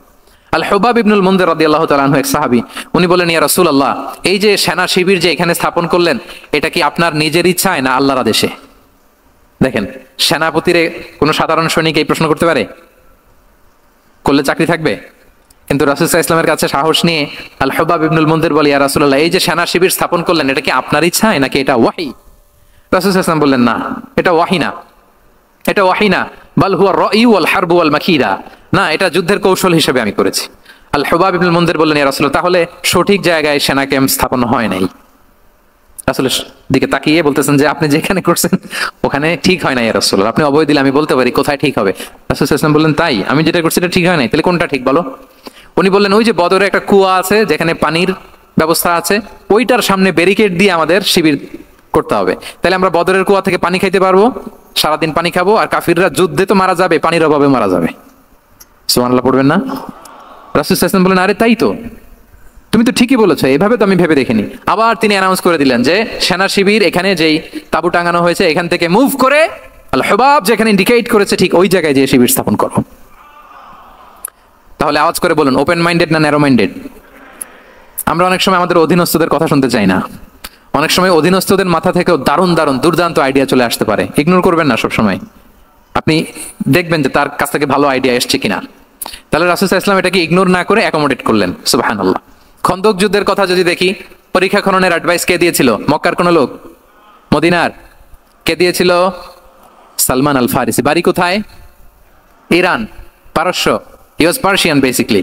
তাহলে দেখেন, সে পারস্য থেকে এসে বললেন যে এখানে পরীক্ষা খনন করলে ভালো হয়। 5.5 কিলোমিটার পরীক্ষা খনন করে ফেললেন। 4.5 মিটার প্রশস্ত, 3.5 মিটার হচ্ছে এটার ডেপথ। পুরো মদিনার সবাই মিলে এটা করে ফেললেন। তার মানে আমি সব বুঝি, আমি সব জানি, এই মেন্টালিটি থেকে আমাদের বেড়ে আসতে হবে। এটা হচ্ছে একটা ন্যারো মাইন্ডেড পার্সোনালিটির অধিকারী, যে আমি যেটা বলছি ওইটা, এটার পরে কোনো কথা নেই, এটা ভুল। বরং আমার টিমের মধ্যে থেকে যদি কোনো ভালো অপিনিয়ন আসে সেটা আমি রিভাইজ করব। কি বলেন, পারা যাবে না? তাহলে ওপেন মাইন্ডেড পার্সোনালিটি ছিলেন রাসূলুল্লাহ সাল্লাল্লাহু আলাইহি ওয়াসাল্লাম। 6 নম্বরে চলে যাই। 6 নম্বর মাইন্ডসেট হচ্ছে এন্টারপ্রেনাল মাইন্ডসেট। এন্টারপ্রেনার, এখন তো এটা আপনারা সবাই খুব বেশি শোনেন, এন্টারপ্রেনারশিপ, এন্টারপ্রেনাল মাইন্ডসেট আসলে অনেক কিছুর সমন্বয় হয়। 1 নম্বর, যার প্রোঅ্যাক্টিভ অ্যাটিটিউড যাদের থাকে, solution focus, not problem focused. Problem সৃষ্টি হইলে ওইদিকে ফোকাস না করে কিভাবে সলিউশন করা যায় ওইদিকে ফোকাস করতেন।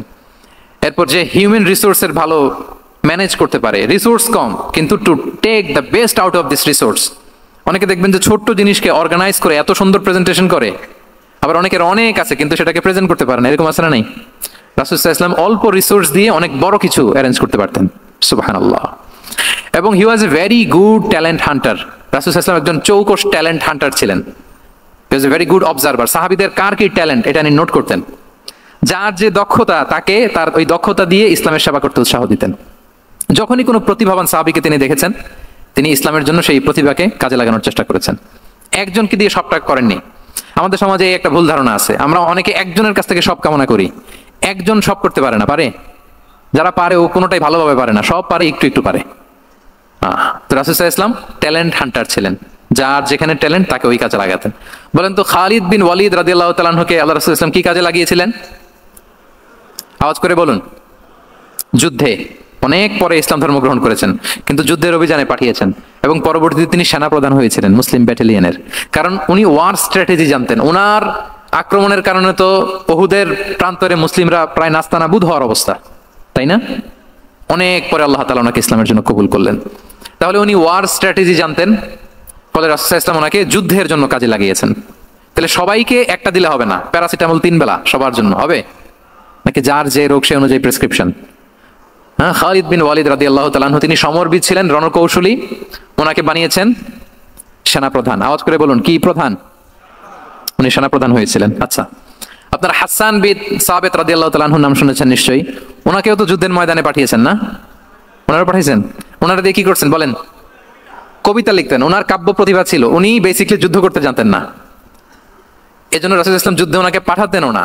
বিভিন্ন যুদ্ধে ওনাকে না পাঠিয়ে নারীদেরকে, মদিনার নারী শিশু ভালনারেবল যারা আছে তাদেরকে দেখভাল করার জন্য মদিনায় উনি রেখে যেতেন, কারণ আল্লাহ তাআলা ওনাকে কাব্য প্রতিভা দিয়েছিলেন।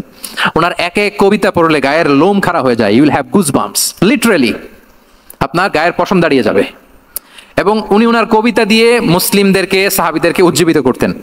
মসজিদে নববীতে আল্লাহ রাসূল সাল্লাল্লাহু আলাইহি ওয়াসাল্লাম ওনার মিম্বারের পাশে শুধু হাসান বিন সাবিত রাদিয়াল্লাহু তাআলা আনহুর জন্য আলাদা একটা মিম্বার বানিয়েছিলেন, যে হাসান তুমি ওখানে উঠে কবিতা লিখে আমার সাহাবাদেরকে উজ্জীবিত করবে জিহাদের জন্য। আল্লাহু আকবার। তাহলে একজনকে সেনাপ্রধান, আরেকজনকে জাতীয় কবি, আরেকজনকে হাসান বিন সাবিত রাদিয়াল্লাহু তাআলা কি বানালেন? জাতীয় কবি বানালেন।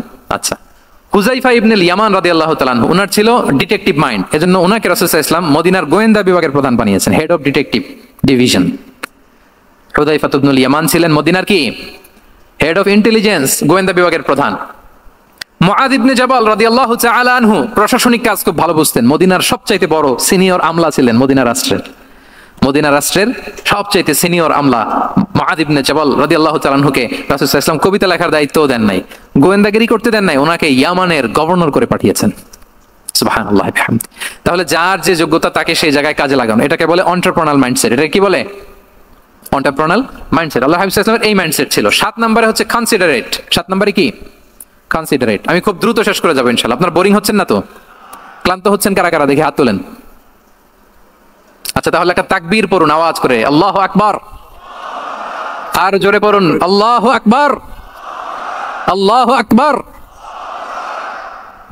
মাশাআল্লাহ, এই তো ক্লান্তি টান্তি চলে গেছে না? এবার ঘুমটুম ঝিমুনি যেটা আসছে চলে গেছে আলহামদুলিল্লাহ।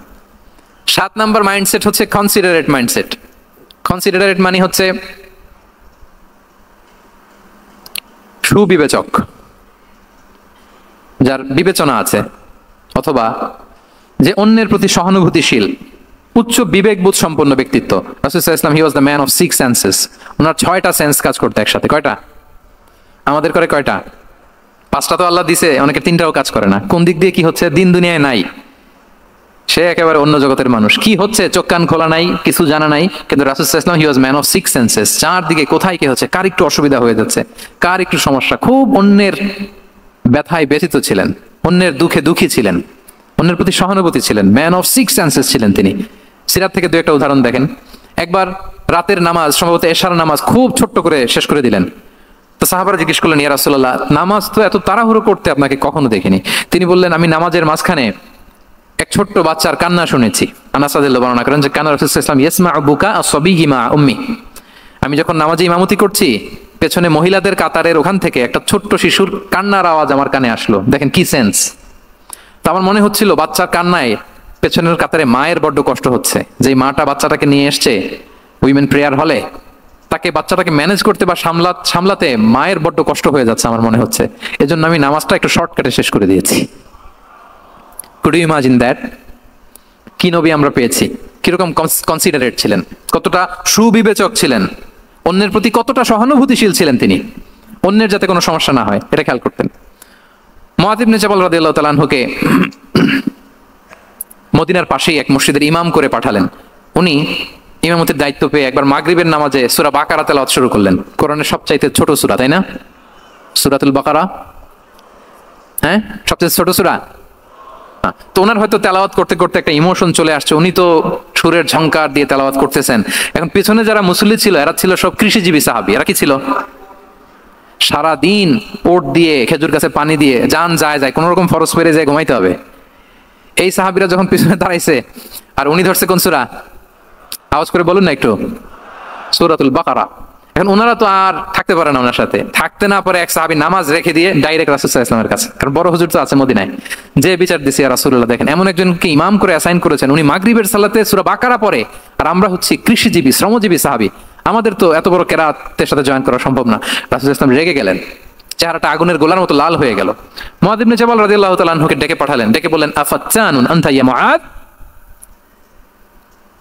আফাত্তান, তুমি কি ফিতনা সৃষ্টি করতেছো? ওখানে পাঠাইছি কমিউনিটির ইউনিটি ধরে রাখার জন্য, তুমি ওখানে যে ফিতনা সৃষ্টি করতেছো। তুমি কি সাব্বিহ ইসমা রাব্বিকাল আ'লা এই সূরা তোমার মুখস্থ নাই? ওয়াদ-দুহা ওয়াল-লাইলি ইযা সাজা এটা পারো না? ওয়াশ-শামসি ওয়া-দুহাহা এটা মুখস্থ নাই? তো তুমি কেন এই সূরাগুলো দিয়ে নামাজ পড়াও না? কেন পড়াও না? এরপর তিনি বললেন, যখন ইমামতির সুযোগ পাবে, সুযোগ পেয়ে লম্বা কেরাত ধরো না, ছোট্ট কেরাত দিয়ে নামাজ শেষ করো, কেননা তোমার পেছনে বয়স্করা আছে, মুরব্বীরা আছে, অসুস্থরা আছে। যাল হাজা, তার একটা জরুরি কাজ পড়ছিল, যাচ্ছিল, হঠাৎ মাগরিবের আজান, ভাবলো রাস্তার পাশে যেহেতু আজান দিছে নামাজটা পড়ে নেই, নামাজে ঢুইকে দেখছে আপনি সূরা বাকারা ধরছেন, তো বেচারা কি কাজ করবে না কি করবে? আর তার তো নিয়ত ছিল ফরজ নামাজটা পড়ি যে বাস ধরবো, এখন আপনি ধরছেন কোন সূরা? বাকারা। দেখেন রাসূল সাল্লাল্লাহু আলাইহি ওয়াসাল্লাম বললেন, যখন ইমামতির চান্স পাবে ছোট সূরা পড়বে, আর যখন তুমি একা পড়বে ফালিউতাউবিল মাশা, যত লম্বা করতে মনে চায় করো, রুকু করো লম্বা, সেজদা করো লম্বা, কেরাত করো লম্বা। রাসূল সাল্লাল্লাহু আলাইহি ওয়াসাল্লাম তো রাতে আধা ঘন্টা 40 মিনিট প্রথম রাকাতে কেরাত পড়তেন, এরপরে আবার 40 মিনিট রুকুতে থাকতেন, রুকু থেকে দাঁড়ায় আবার 40 মিনিট, আবার সেজদায় যেয়ে 40 মিনিট, এরপরে সেজদা থেকে দুই সেজদার মাঝখানে আবার 40 মিনিট, 2 রাকাত দিয়ে এরকম রাতও শেষ করে দিয়েছেন। তো আপনার লম্বা যদি পড়তে মনে চায়, আপনি তো আপনার ব্যক্তিগত নফল সালাতে এভাবে লম্বা করবেন, কিন্তু আমাদের হয়ে গেছে উল্টা, একাকী নামাজ কোন রকম রুকু সেজদা এরকম হয়ে গেছে না অনেকটা। কিন্তু ইমামতির সুযোগ পেলে মাশাআল্লাহ, আল্লাহু আকবার, এইবার শুরু হয়েছে শেখ সুদাইসির কণ্ঠে এই লম্বা করে। এখন পেছনে মুসল্লিদের কি দশা ওইটা আর আমরা খেয়াল করি না। আমাদেরকে অন্যের প্রতি সহানুভূতিশীল হতে শিখিয়েছে ইসলাম, কনসিডারেট হতে শিখিয়েছে, সুবিবেচক হতে শিখিয়েছে, যেটা রাসূল সাল্লাল্লাহু আলাইহি ওয়াসাল্লাম করেছেন। এবং রাসূল সাল্লাল্লাহু আলাইহি ওয়াসাল্লাম কোনো কাজে কাউকে পাঠালে ওনার বিখ্যাত সে বাণীটা বলে দিতেন যে ইয়াসসিরু ওয়ালা তুআসসিরু বাশশিরু ওয়ালা তুনাফিরু, সহজ করে উপস্থাপন করো, কঠিন করো না। সুসংবাদ দিও, মানুষকে দিন থেকে ভাগিও না। আমরা মানুষকে ভয় দেখাই, আমরা এত কঠিন করে ইসলামকে উপস্থাপন করি, মানুষ বলে আগে যেটা করতাম ওইটাই ভালো। তো আমরা যেন দিনকে কঠিন না করি, আমাদের কোনো অ্যাটিটিউডের কারণে যেন মানুষ ইসলাম থেকে ভেগে না যায়। আরেকটা উদাহরণ দেখুন, একবার মাগরিবের কিংবা এশার নামাজে রাসূল সাল্লাল্লাহু আলাইহি ওয়াসাল্লাম লম্বা সেজদা দিলেন, এত লম্বা সেজদা তিনি কখনো দেন না। নামাজ শেষে সাহাবারা জিজ্ঞেস করলেন, ইয়া রাসূলুল্লাহ, আপনি কি নামাজের মাঝখানে অসুস্থ হয়ে গেলেন নাকি, অথবা কোরআনের আয়াত নাজিল হলো নাকি, ওহী নাজিল হলো নাকি? রাসূল সাল্লাল্লাহু আলাইহি ওয়াসাল্লাম বললেন, কুল্লু যালিকা লাম ইয়াকুন ওয়ালাকিন নাবনি ইরতাহালানি ওয়া কারিহতু আন উআজ্জিলাহু হাত্তা ইয়াকদিয়া হাজাতা। বললেন না, অসুস্থ হই নাই, ওহীও নাজিল হয় নাই, আমি যখন সেজদায় গিয়েছি আমার 2 ছোট নাতি হাসান হোসেন আমার কাঁধের উপরে চেপে বসেছে, যতক্ষণ না ওরা খেলা শেষ না করে নিচে নেমেছে আমি সেজদায় লুটিয়েছিলাম, নেমেছে এরপরে মাথা উঠিয়েছি। আমার মাথা উঠানোর কারণে ওদের খেলার একটু ডিস্টার্ব হবে, এজন্য আমি আর সেজদা থেকে মাথা উঠাই নাই। সুবহানাল্লাহ পড়বেন না? দেখেন, নাতির খেলার যেন ডিস্টার্ব না হয়। পেছনের মহিলা সারির এক বোনের নামাজের সমস্যা হচ্ছে, এগুলো উনি খেয়াল করতেন, ছোট ছোট বিষয়গুলো উনি খেয়াল করতেন। এটাকে বলে কনসিডারেট মাইন্ডসেট। কি বলে? তাহলে আমরা অন্যের প্রতি যেন সহানুভূতিশীল হই, নাকি শুধু নিজেরটাই দেখবো? অন্যেরটা দেখার দরকার আছে না নাই বলেন? আচ্ছা, 8 নাম্বার হচ্ছে ট্রান্সপারেন্সি। খাবো না। ট্রান্সপারেন্সি মানে হচ্ছে স্বচ্ছতা। ওনার জীবনের চাইতে, ওনার বায়োগ্রাফির চাইতে স্বচ্ছ বায়োগ্রাফি আপনি পাবেন না। No public and private dividation. And in the long history of time, no one's life has been recorded more transparently than the life of Prophet Muhammad sallallahu alaihi wasallam. রাসূল সাল্লাল্লাহু আলাইহি ইসলামের চেয়ে বেশি পৃথিবীতে এমন সেকেন্ড কোন পার্সন আপনি দেখাতে পারবেন না যার জীবনে সবকিছু রেকর্ডেড, সবকিছু রেকর্ডেড। এরকম আছে? ঘরে কি করেছেন, বাইরে কি করেছেন, স্ত্রীর সাথে কি করেছেন, বন্ধুর সাথে কি করেছেন, সাহাবাদের সাথে কি করেছেন, শত্রুর সাথে কি করেছেন, অল আর রেকর্ডেড, সব এন্ড ক্রিস্টাল ক্লিয়ার, একেবারে স্বচ্ছ পানির মতো, স্ফটিক কাচের মতো ক্লিয়ার, ট্রান্সপারেন্ট। ওনার সব কাজে উনি স্বচ্ছতা বজায় রাখতে চাইতেন। কতটা স্বচ্ছ ছিলেন একটা মজার ঘটনা শোনাই আপনাদেরকে, সহিহ বুখারীতে এসেছে। রমাদানের শেষ 10 দিন, দ্য লাস্ট 10 days অফ রমাদানে তিনি ইতিকাফ করতেন। তো ইতিকাফ অবস্থায় স্ত্রীরা এসে রাতে দেখা করে যেত, জরুরি কথা আলাপ থাকলে সেরে যেত। একবার রাতে সফিয়া বিনতে হুয়াই ইবনে আখতাব রাদিয়াল্লাহু তাআলা আনহা আসলেন, ওনার স্ত্রী। কথা হলো, এবার ওনাকে একটু এগিয়ে দিবেন, মসজিদ থেকে রাসূলুল্লাহ সাল্লাল্লাহু আলাইহি ওয়াসাল্লাম বারান্দার দিকে পাশ দিয়ে আসলেন এগিয়ে দেওয়ার জন্য। ইন দ্য মিন টাইম, ভাই ভিডিও করবেন না, mobile should be in pocket. জি, বারবার বলবো না, পকেটে রাখবো, অন্যদের ডিস্টার্ব হচ্ছে আমি দেখতেছি। হঠাৎ দুইজন আনসারী সাহাবী পাশ দিয়ে হেঁটে যাচ্ছেন, রাসূলুল্লাহ সাল্লাল্লাহু আলাইহি ওয়াসাল্লাম আম্মাজানকে বিদায় দিবেন এখানে। হঠাৎ করে তিনি আওয়াজ করে বললেন, আলা রিসলিকুমা, এই দাঁড়াও। ওই সাহাবী দুইজন রাসূল সাল্লাল্লাহু আলাইহি ওয়াসাল্লামের সাথে কে ওটা টের পায় নাই, বুঝতে পারে নাই। বোরকায় আবৃত কোন এক নারী দেখে রাসূল আর ওই নারীকে দেখে তারা আরো দ্রুত গতিতে হাঁটতে শুরু করে দিয়েছে, আমরা চলে যাই এখান থেকে। দেখেন রাসূল সাল্লাল্লাহু আলাইহি ওয়াসাল্লাম নিজের অবস্থানকে ট্রান্সপারেন্ট করার জন্য বললেন, আলা রিসলিকুমা, দাঁড়াও। দাঁড়ালেন। তখন রাসূল সাল্লাল্লাহু আলাইহি ওয়াসাল্লাম বললেন যে, ইন্নাহা উম্মুকুম সফিয়া, আমার পাশে যাকে দেখতে পাচ্ছ, বলে দেয়া ভালো যে সে কিন্তু অন্য কোনো নারী নয়, সে তোমাদের মা উম্মুল মুমিনিন সফিয়া। সাহাবারা বলে, সুবহানাল্লাহ ইয়া রাসূলুল্লাহ, ইয়া রাসূলুল্লাহ, এ কেমন কথা, আপনি কেন আমাদের কাছে জবাবদিহি করতে যাচ্ছেন বা ক্লারিফাই করছেন? আপনার পাশে কোনো নারী এত রাতে যদি দাঁড়িয়ে থাকে, তিনি তো আমাদের মাদের মধ্যে থেকেই তো একজন হবেন, কেন আপনি বলতেছেন? তখন রাসূল সাল্লাল্লাহু আলাইহি ওয়াসাল্লাম বললেন যে, না, ইন্না শাইতানা ইয়াজরি মিনাল ইনসানি মাজরাদ দাম, শয়তান মানুষের রগে রগে চলাচল করে। ওয়া ইন্নী খাশীতু আই ইউকযিফা ফি কুলুবিকুমা শাররান, আরেক বর্ণনায় আছে শাইআন, আমার ভয় হয় হয়তো শয়তান কোনো সন্দেহের উদ্রেক তোমাদের হৃদয়ে ঢুকাই দিতে পারে। সুবহানাল্লাহ। এজন্য আমি ক্লিয়ার করে দিলাম, এটা আমার বউ, আমার স্ত্রী, তোমাদের মা সফিয়া। দুজন সাহাবী যদি চলে যায়, এমন হতেই পারতো বাড়িতে যে একজন আরেকজনকে জিজ্ঞেস করতে পারতো যে, আচ্ছা নবীর পাশে যে কালো বোরকা পরা মহিলাটা ছিল দেখছো না, এটা কে? তখন একজন হয়তো বলতো, কে আর হবে, আমাদের মাই তো হবে, কোনো এক মা। আরেকজন বলবে, আমাদের উম্মুল মুমিনিনের কেউ ছিল নাকি অন্য কেউ? এরকম একটা হুট করে সন্দেহের উদ্রেক মাথায় আসতে পারে না যে ওনার স্ত্রী ছিল না অন্য কেউ ছিল? আসতে পারে কি পারে না বলেন? ওই সন্দেহের অবকাশটুকু রাসূল সাল্লাল্লাহু আলাইহি ওয়াসাল্লাম রাখেন নাই। উনি বলে দিলেন যে, এটা তোমাদের মা, এটা সফিয়া। এই সন্দেহের অবকাশের কোনো সুযোগ নাই। তাহলে রাসূল সাল্লাল্লাহু আলাইহি ওয়াসাল্লামের পুরো লাইফ ছিল ট্রান্সপারেন্ট, একেবারে স্বচ্ছ।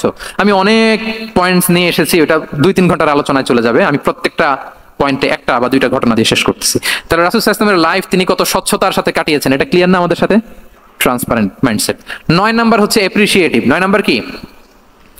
অর্থাৎ অন্যের প্রশংসা করা। আমরা অনেক সময় অন্য কেউ ভালো কাজ করলে অ্যাপ্রিসিয়েট করতে চাই না, আমরা গুণমুগ্ধ হই কিন্তু গুণগ্রাহী হতে চাই না, অন্যরে ক্রেডিট দিতে চাই না, তার ভালো কাজের স্বীকৃতি দিতে চাই না। হয়তো আমার দলের লোক না, বা আমার চিন্তার লোক না, বা আমার সার্কেলের লোক না, তার প্রশংসা করতে চাই না, তার গুণগ্রাহী হতে চাই না। এরকম মেন্টালিটি আমরা অনেকে ক্যারি করি না? রাসূল সাল্লাল্লাহু আলাইহি ওয়াসাল্লাম এটা করেননি। ভালো কিছু দেখলে মুসলিম হোক অমুসলিম হোক অ্যাপ্রিসিয়েট করতেন। Basically he develop the culture of appreciation. এটা আমাদের করতে হবে। আপনার ছেলে ভালো কিছু করেছে, অ্যাপ্রিসিয়েট করেন, ও কনফিডেন্স ফিরে পাবে। আপনার স্ত্রী ভালো রান্না করেছে, অ্যাপ্রিসিয়েট করেন, সে আনন্দিত হবে। আপনার বন্ধু ভালো কিছু একটা করেছে, তাকে ইন্সপায়ার করেন, অ্যাপ্রিসিয়েট করেন। রাসূল সাল্লাল্লাহু আলাইহি ওয়াসাল্লাম একবার এক বৈঠকে 8 জন সাহাবীকে 8টা কমপ্লিমেন্ট দিয়েছেন, 8টা অ্যাপ্রিসিয়েশন দিয়েছেন। তিনি বলেছেন, আরহামু উম্মতি বি উম্মতি আবু বকর। দেখেন 8 জন সাহাবীর 8টা গুণের বর্ণনা দিচ্ছেন। তিনি বলেন, আমার উম্মতের মধ্যে সবচাইতে রহম দিলের সাহাবী হচ্ছে কে? সবাই বলুন তো কে? আবু বকর রাদিয়াল্লাহু তাআলা। এত রহম দিলের ছিলেন, উনি যখন আল্লাহ রাসূল সাল্লাল্লাহু আলাইহি ওয়াসাল্লামের ইন্তেকালের পরে মসজিদে নববীতে যখন নামাজে দাঁড়াতেন, কান্নার চোটে উনি কেরাতি পড়তে পারতেন না। কমপ্লেন করতো সাহাবারা যে, আমরা তো কেরাত বুঝি না, একটু স্পষ্ট করে পড়েন, কান্না একটু থামান। কেন কাঁদতেন? কারণ উনি যখন নামাজে দাঁড়াতেন ওনার ফিলিংসটা হতো এরকম যে, কাইফা আকুমু মাকামা রাসূলিল্লাহ, আমি রাসূলের জায়গায় কিভাবে দাঁড়াই?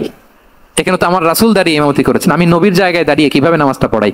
এই অনুভব থেকে উনি যে কাঁদতে শুরু করতেন, এই কান্নার ধাক্কায় উনি আর তেলাওয়াতি আগাতে পারতেন না। আরহামু উম্মতি বি উম্মতি আবু বকর। আমার উম্মতের মধ্যে সবচেয়ে রহম দিলের হচ্ছেন আবু বকর। ও আসাদুহুম ফি আমরিল্লাহি ওমর। দেখেন প্রশংসা করতেছেন। আর আমার উম্মতের মধ্যে আল্লাহর দ্বীন বাস্তবায়নে সবচাইতে কঠোর হচ্ছে ওমর। মুনাফিকরা ওনাকে জমের মতো ভয় পেত, ইভেন শয়তান ভয় পেত। রাসূল সাল্লাল্লাহু আলাইহি ওয়াসাল্লাম বলেন, ওমর তুমি যদি এই রাস্তা দিয়ে হাঁটো, শয়তান যদি দেখতে পায়, শয়তান এই রাস্তা রেখে দিয়ে অন্য কোনো রাস্তা থাকলে ওইটা দিয়ে হাঁটে। সুবহানাল্লাহি বিহামদিহি। আমাদের অনেক সময় এমন হয় না যে আমাদের বাচ্চারা ছেলেমেয়েরা খেতে চায় না, আমাদের নাতি নাতনিরা খেতে চায় না, মায়েরা খাবার নিয়ে পেছনে পেছনে ঘুরে, আর তখন ভয় দেখায় এই রাত্রিবেলা তাড়াতাড়ি খাও, ওই যে বাঘ আসবে বাঘ, বিড়াল আসবে বিড়াল, তাড়াতাড়ি না খেলে কিন্তু ভূত আসবে ভূত, এরকম বলেন আপনারা? বলেন না?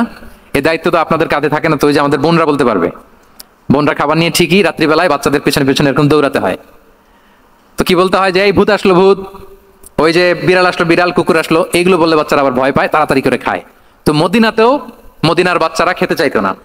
তো খেতে না চাইলে মায়েরা ভূত আসতেছে ভাল্লুক আসতেছে এগুলো না বলে বলতো হা হুয়া ইয়াতি উমর, ইয়াতি উমর, তাড়াতাড়ি খাও তাড়াতাড়ি খাও, ওই যে ওমর আসতেছে ওমর। সুবহানাল্লাহি বিহামদিহি ওয়া আশাদ্দুহুম ফি আমরিল্লাহি উমর, আল্লাহর দ্বীন বাস্তবায়নে সবচেয়ে কঠোর ছিলেন ওমর রাদিয়াল্লাহু তাআলা আনহু। ওয়া আসদাকুহুম হায়াআন উসমান, সবচেয়ে লাজুক সাহাবী ছিলেন উসমান রাদিয়াল্লাহু তাআলা আনহু। শুধু অর্থ বলে যাই। ওয়া আকরাউহুম লিকিতাবিল্লাহি উবাই ইবনে কাব, সবচেয়ে কোরআনের ভালো কিরাত পড়তে পারতেন উবাই ইবনে কাব। আফরাদুহুম যায়েদ ইবনে সাবিত, উত্তরাধিকার বন্টনের নীতিমালা ফারায়েজের জ্ঞান ছিল যায়েদ ইবনে সাবিত রাদিয়াল্লাহু তাআলা। ওয়া আ'লামুহুম বিল হালালি ওয়াল হারামি মুআদ ইবনে জাবাল, এই উম্মতের হালাল হারামের স্পেশালিস্ট সাহাবী হচ্ছেন মুআদ ইবনে জাবাল। আলা ওয়া ইন্না লিকুল্লি উম্মাতিন আমিনান ওয়া আমিনা হাদিহিল উম্মাহ আবু উবাইদা ইবনুল জাররাহ, সব উম্মতের একজন বিশ্বস্ত লোক থাকে, এই উম্মতের সবচেয়ে বিশ্বস্ত লোক হচ্ছে আবু উবাইদা ইবনুল জাররাহ। দেখেন 8 জন সাহাবীর 8টা গুণের কথা বললেন। আচ্ছা, রাসূল সাল্লাল্লাহু আলাইহি ওয়াসাল্লাম যখন সাহাবীদের প্রশংসা করেছেন, ওই সাহাবীদের কেমন লেগেছে বলেন তো? ফিলিংসটা ভালো লেগেছে না? হৃদয়ে জুড়িয়েছে, ইন্সপায়ার্ড হয়েছেন, মোটিভেটেড হয়েছেন, আরো ভালোর প্রতিযোগিতা কি করে করা যায় আরো অগ্রগামী হয়েছেন, ঠিক কিনা বলেন? তাহলে ভালো দেখলে প্রশংসা করবেন তো নাকি? এপ্রিশিয়েট করবেন? সাহাবীদের মধ্যে সবচাইতে সুরেলা গলার কণ্ঠের অধিকারী ছিলেন আবু মুসা আল-আশআরী রাদিয়াল্লাহু তাআলা আনহু। তো রাসূল সাল্লাল্লাহু আলাইহি ওয়াসাল্লাম একবার রাত্রিবেলা তার বাসার পাশ দিয়ে যাচ্ছিলেন, দীর্ঘ সময় ওনার কণ্ঠের তেলাওয়াত শুনলেন। পরের দিন সকালে বললেন যে আবু মুসা, তুমি তো চমৎকার গলায় তেলাওয়াত করো। আবু মুসা বললেন, ইয়া রাসূলুল্লাহ, আমি তো কোনোদিন আপনার সামনে দাঁড়িয়ে তেলাওয়াত করি না, আপনি কি করে জানলেন? রাসূল সাল্লাল্লাহু আলাইহি ওয়াসাল্লাম বললেন, গত রাতে তুমি যখন তেলাওয়াত করছিলে আমি তোমার ঘরের পাশ দিয়ে যাচ্ছিলাম, আমি মনোযোগ দিয়ে শুনেছি। আবু মুসা বলে, ইয়া রাসূলুল্লাহ, আপনি আমার তেলাওয়াত শুনতেছেন, ওইটা জানলে তো আমি ফজর পর্যন্ত তেলাওয়াত চালিয়ে যেতাম, হাত্তাল ফাজর আমি তেলাওয়াত চালিয়ে যেতাম ইয়া রাসূলুল্লাহ। আল্লাহ রাসূল সাল্লাল্লাহু আলাইহি ওয়াসাল্লাম তখন বললেন, লাকাদ উতিতা মিজমারান মিন মাজামিরি আলি দাউদ, হে আবু মুসা, দাউদ আলাইহিস সালামের গলায় আল্লাহ তাআলা যেমনি সুরের ঝংকার দিয়েছেন, এই উম্মতের মধ্যে তোমার গলায় আল্লাহ সেই সুরের লোহরী ঢেলে দিয়েছে। বলেন এই এপ্রিসিয়েশন যখন রাসূলের মুখ থেকে পাইলো কেমন লাগবে ওনার? বলেন। এখানে ধরেন আপনি কেউ হাফেজে কোরআন, শেখ সুদাইস যদি বলে যে মাশাআল্লাহ মাশাআল্লাহ আনতা কারিউল কুররা, আপনাকে যদি এটা বলে কেমন লাগবে আপনার?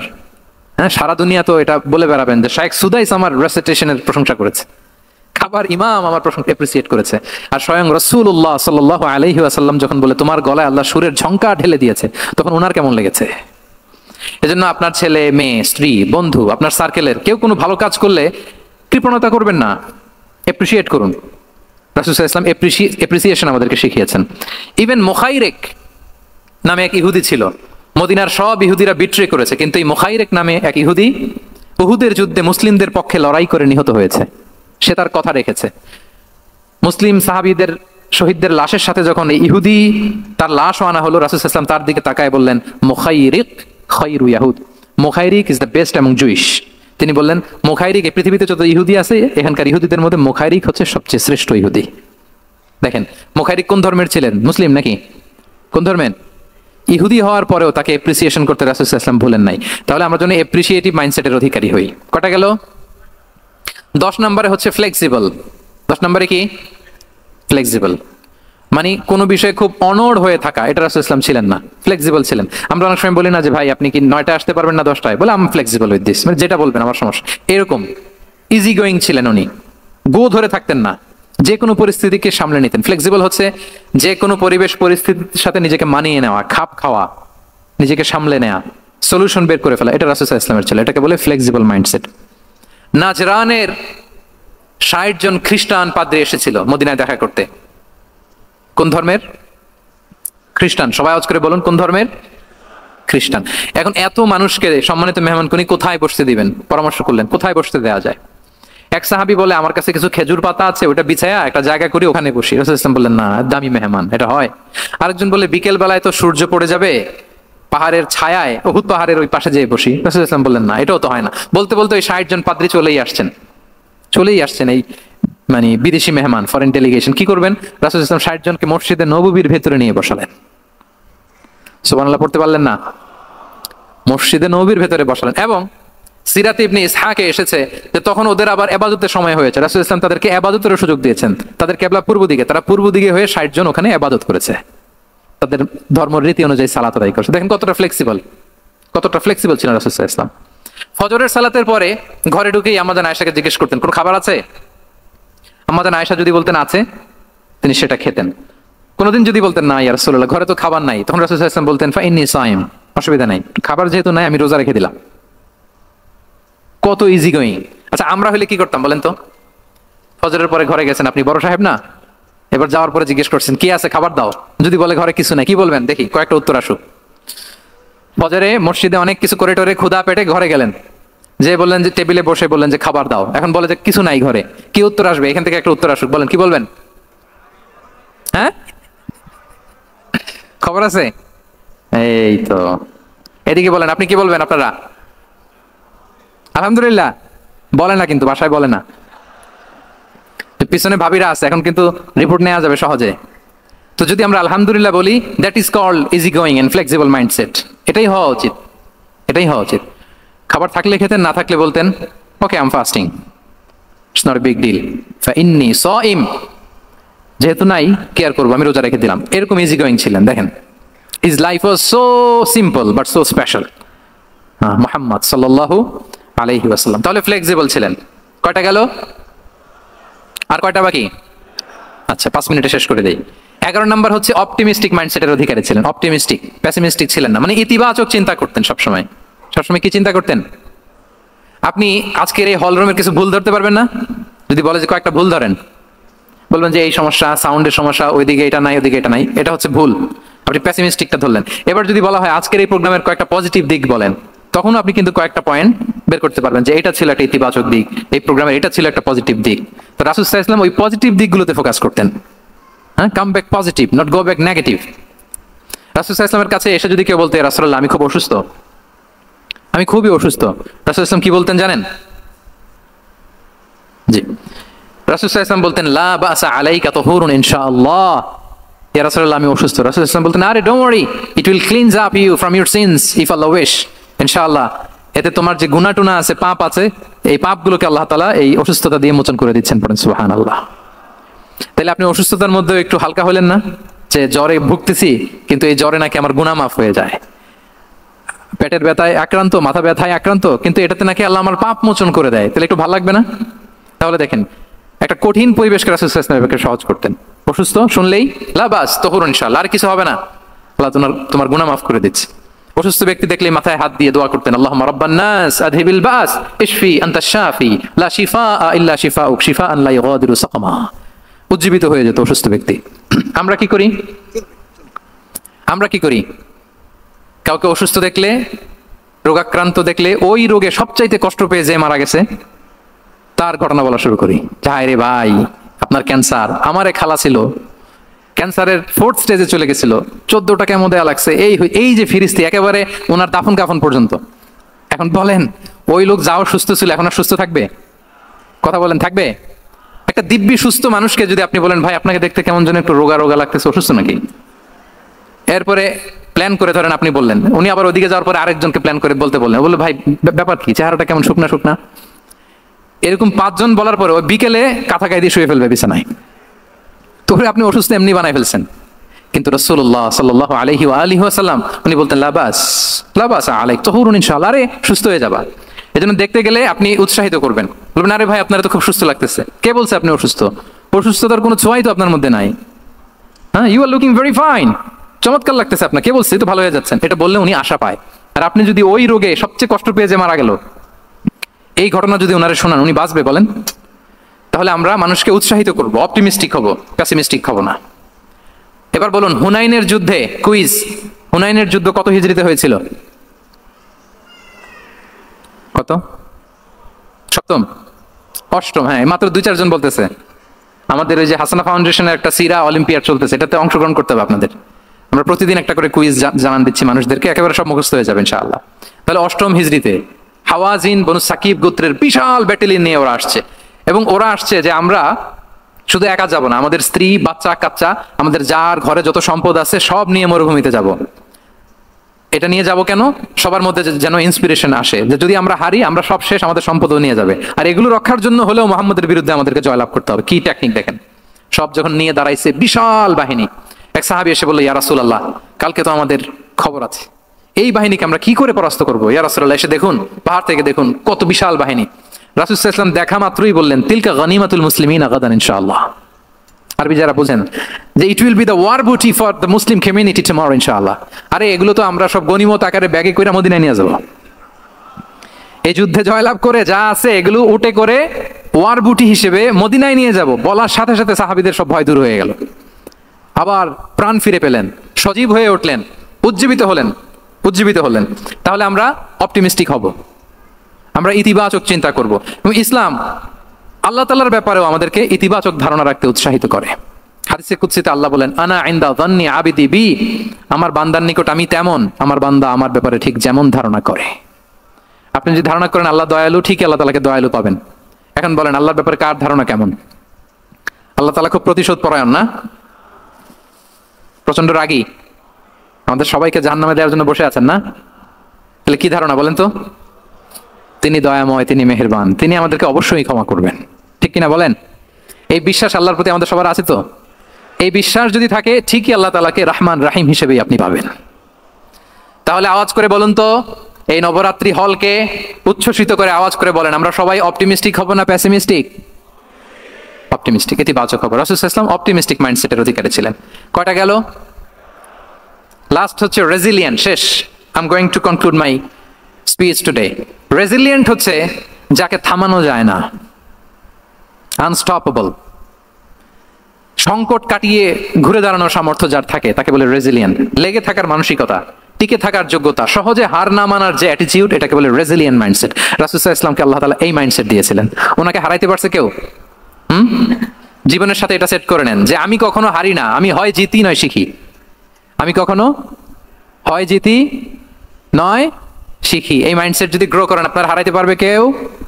পারবে না। রাসূল সাল্লাল্লাহু আলাইহি ওয়াসাল্লাম he was unstoppable, having unbelievable সবর, ধৈর্যের পাহাড় নিয়ে, আনস্টপেবল অ্যাটিটিউড নিয়ে তিনি শুধু সামনে গিয়েছেন, পেছনে যান নাই কখনো। সীমাহীন কষ্ট আর সংগ্রামের মধ্য দিয়ে গিয়েছেন, থামাতে পারে নাই ওনাকে কেউ পারে নাই। ইয়াতিম হিসেবে জন্মগ্রহণ করলেন, পৃথিবীর আলো দেখবার আগে বাবাকে হারালেন, ছোট বয়সে মাকে হারালেন, পরে দাদাকে হারালেন, এরপর চাচাকে হারালেন। শিয়াবে আবি তালেবে জেল খেটেছেন 3 বছর। Physical torture, mental torture, life threat, হত্যা করা ষড়যন্ত্র হয়েছে। আল্লাহ তাআলা বলেছেন আজ রাতে হিজরত করো। ব্ল্যাক ম্যাজিক করা হয়েছে। লাবিদ ইবনে আল-আসাম, এক ইহুদিদের মিত্র, ওনাকে ব্ল্যাক ম্যাজিক করেছে। মারার জন্য খাদ্যে বিষ মিশিয়ে দেওয়া হয়েছিল। বাজুর মাংস, খাসির বাজুর মাংস পছন্দ করতেন। খাইবারের এক ইহুদি নারী এই ছাগলের এই মাংসের মধ্যে বিষ দিয়েছিলেন। ইহুদিদের পক্ষ থেকে betray, treachery, conspiracy and what not, কি বাকি ছিল বলেন? ষড়যন্ত্রের এমন কোন ধরন ছিল না যেটা তারা বাকি রেখেছে। কিন্তু রাসূল সাল্লাল্লাহু আলাইহি ওয়াসাল্লামকে কি থামানো গিয়েছিল? বলেন, থামানো গিয়েছিল? গোটা বিশ্বব্যাপী উনি ছড়িয়ে দিয়েছিলেন লা ইলাহা মুহাম্মাদুর। So nothing can stop him from achieving his mission and vision because he was resilient. ওনাকে থামানো যায় না। অনড়, অটল, অদম্য। আমাদেরও আমাদের মাইন্ডসেট এরকম করতে হবে যে আমাদের যে লক্ষ্য আছে, আমাদের যে উদ্দেশ্য আছে, আমাদের যে সংগ্রাম, এই নতুন বাংলাদেশ গড়ার আমাদের যে লক্ষ্য, ওই লক্ষ্য পানে আমরা পৌঁছবই। আমাদেরকে কোনো কিছু থামাতে পারবে না, ইনশাআল্লাহ বলেন। আমরা আমাদের লক্ষ্য পানে, মানজালে মাকসাদে দৌড়ে দৌড়ে যাব। আমাদেরকে থামিয়ে দেয়া হলে আমরা হাঁটতে থাকবো, সেখানে আমাদেরকে আঘাত করা হলে আমরা হামাগুড়ি দিয়ে সামনের দিকে যেতে থাকবো, সেখানেও থামিয়ে দেওয়ার চেষ্টা করা হলে আমরা আমাদের মঞ্জিলে মাকসিদের দিকে অপলক নেত্রে চেয়ে থাকবো। আমাদেরকে কেউ থামাতে পারবে? রেজিলিয়েন্ট, অনড়, অটল, আনস্টপেবল, এই মাইন্ডসেটের অধিকারী ছিলেন। ফলেই তিনি লা ইলাহার বাণীকে গোটা বিশ্বে ছড়িয়ে দিতে পেরেছেন। তাহলে আমরা রেজিলিয়েন্ট হতে চাই কি চাই না বলেন? হতে চাই। সম্মানিত শুধু মোট কয়টা মাইন্ডসেট জানলাম? নববী মনস্তত্ত্ব সিরাতের আয়নায়, prophetic mindset through the lens of সিরা, মোট কয়টা জানলাম? 12টা। এগুলোকে আমরা নিজেদের মধ্যে ধারণ করতে পারবো ইনশাআল্লাহ। কারণ রাসূল সাল্লাল্লাহু আলাইহি ওয়াসাল্লাম আমাদের জন্য যা নিয়ে এসেছেন ওইটাই আমাদের আঁকড়ে ধরতে হবে। যেটা বারণ করেছেন ওইটা থেকে আমাদের দূরে থাকতে হবে। যে আয়াত দিয়ে শুরু করেছিলাম সূরা হাশরে, ওমা আতাকুমুর রাসূলু ফাখুযুহু ওমা নাহাকুম আনহু ফানতাহু। নবী যা এনেছে ধরো, নবী যা বারণ করেছে সেগুলো ছেড়ে দাও। আমরা আল্লাহ তাআলার কাছে কামনা করি আমার নবী ওনার যে থট প্রসেসকে ডেভেলপ করেছেন, ওনার যে অ্যাপ্রোচ এন্ড মাইন্ডসেটকে ডেভেলপ করেছেন, আমরাও যেন আমাদের মাইন্ডসেটকে ঠিক ওইভাবে করতে পারি। আমাদের রাসূল সাল্লাল্লাহু আলাইহি ওয়াসাল্লাম যেভাবে চিন্তা করতেন, আমাদের ভাবনা এবং চিন্তার আঙ্গিনাও যেন ঠিক সেই রকম হয়। আমরা সবাই পড়ি আমিন। তার মাইন্ডসেট হবে আমাদের মাইন্ডসেট, কি বলেন? পারা যাবে তো ইনশাআল্লাহ? তাহলে কয়টা মাইন্ডসেটের কথা বলেছি? কয়টা বলতে পারবেন? কয়টা দেখি। 1 নম্বরে কি ছিল? God centric. 2 নম্বরে ভিশন ওরিয়েন্টেড। 3 নম্বরে উইজডম ড্রিভেন। 4 নম্বরে reform centric. 5 number open minded. 6 number entrepreneur. 7 number considerate. 8 number transparent. 9 number appreciative. 10 number flexible. 11 number optimistic এবং 12 নাম্বার রেজিলিয়েন্ট। এটা ছিল রাসূল সাল্লাল্লাহু আলাইহি ওয়াসাল্লামের মাইন্ডসেট। এই মাইন্ডসেট দিয়ে যদি আমরা আমাদের মাইন্ডসেটকে সাজাতে পারি, আমাদের সফলতা দুনিয়া এবং আখিরাতে কেউ ঠেকাতে পারবে। আল্লাহ তাআলা আমাদের সবাইকে কথাগুলো বোঝার ও আমল করার তৌফিক দান করুক। আমাদের অনেক বড় বড় মাশায়েখরা এখানে এসেছেন। আমি অনেকের সন্তান তুল্য, অনেকের ছাত্র তুল্য, আমাদের সকলের প্রিয় আল্লামা সাইদি রাহিমাহুল্লাহ সুযোগ্য সন্তান আমাদের শামীম সাইদি ভাই এসেছেন। 21 টিভির আমাদের ভাইজান আছেন, আমাদের উস্তাজরা আছেন। এদিকে মঞ্চে আসন নিয়েছেন আমাদের ফাদিলাতুল উস্তাজ মুফতি কাদি ইব্রাহিম। আমরা প্রত্যেকের যাদের নাম বলেছি প্রত্যেকের ছাত্র তুল্য। শায়েখ যদি এখানে কথা বলতেন, আমরা যদি নিচে বসে বসে শুনতে পারতাম, আরো বেশি কিছু শিখতে পারতাম। তারপরেও একটা টপিকের উপর কিছু কথা বলবার আল্লাহ তাআলা সুযোগ করে দিয়েছেন।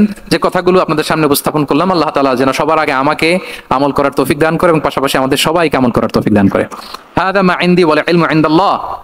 এখানে হাসানা ফাউন্ডেশন সম্পর্কে সামান্য বলতে বলা হয়েছে। সম্মানিত শুধু হাসানা ফাউন্ডেশন এবছর আমরা কাজ শুরু করেছি। এটা শিক্ষা প্রকল্প নিয়ে কাজ করে।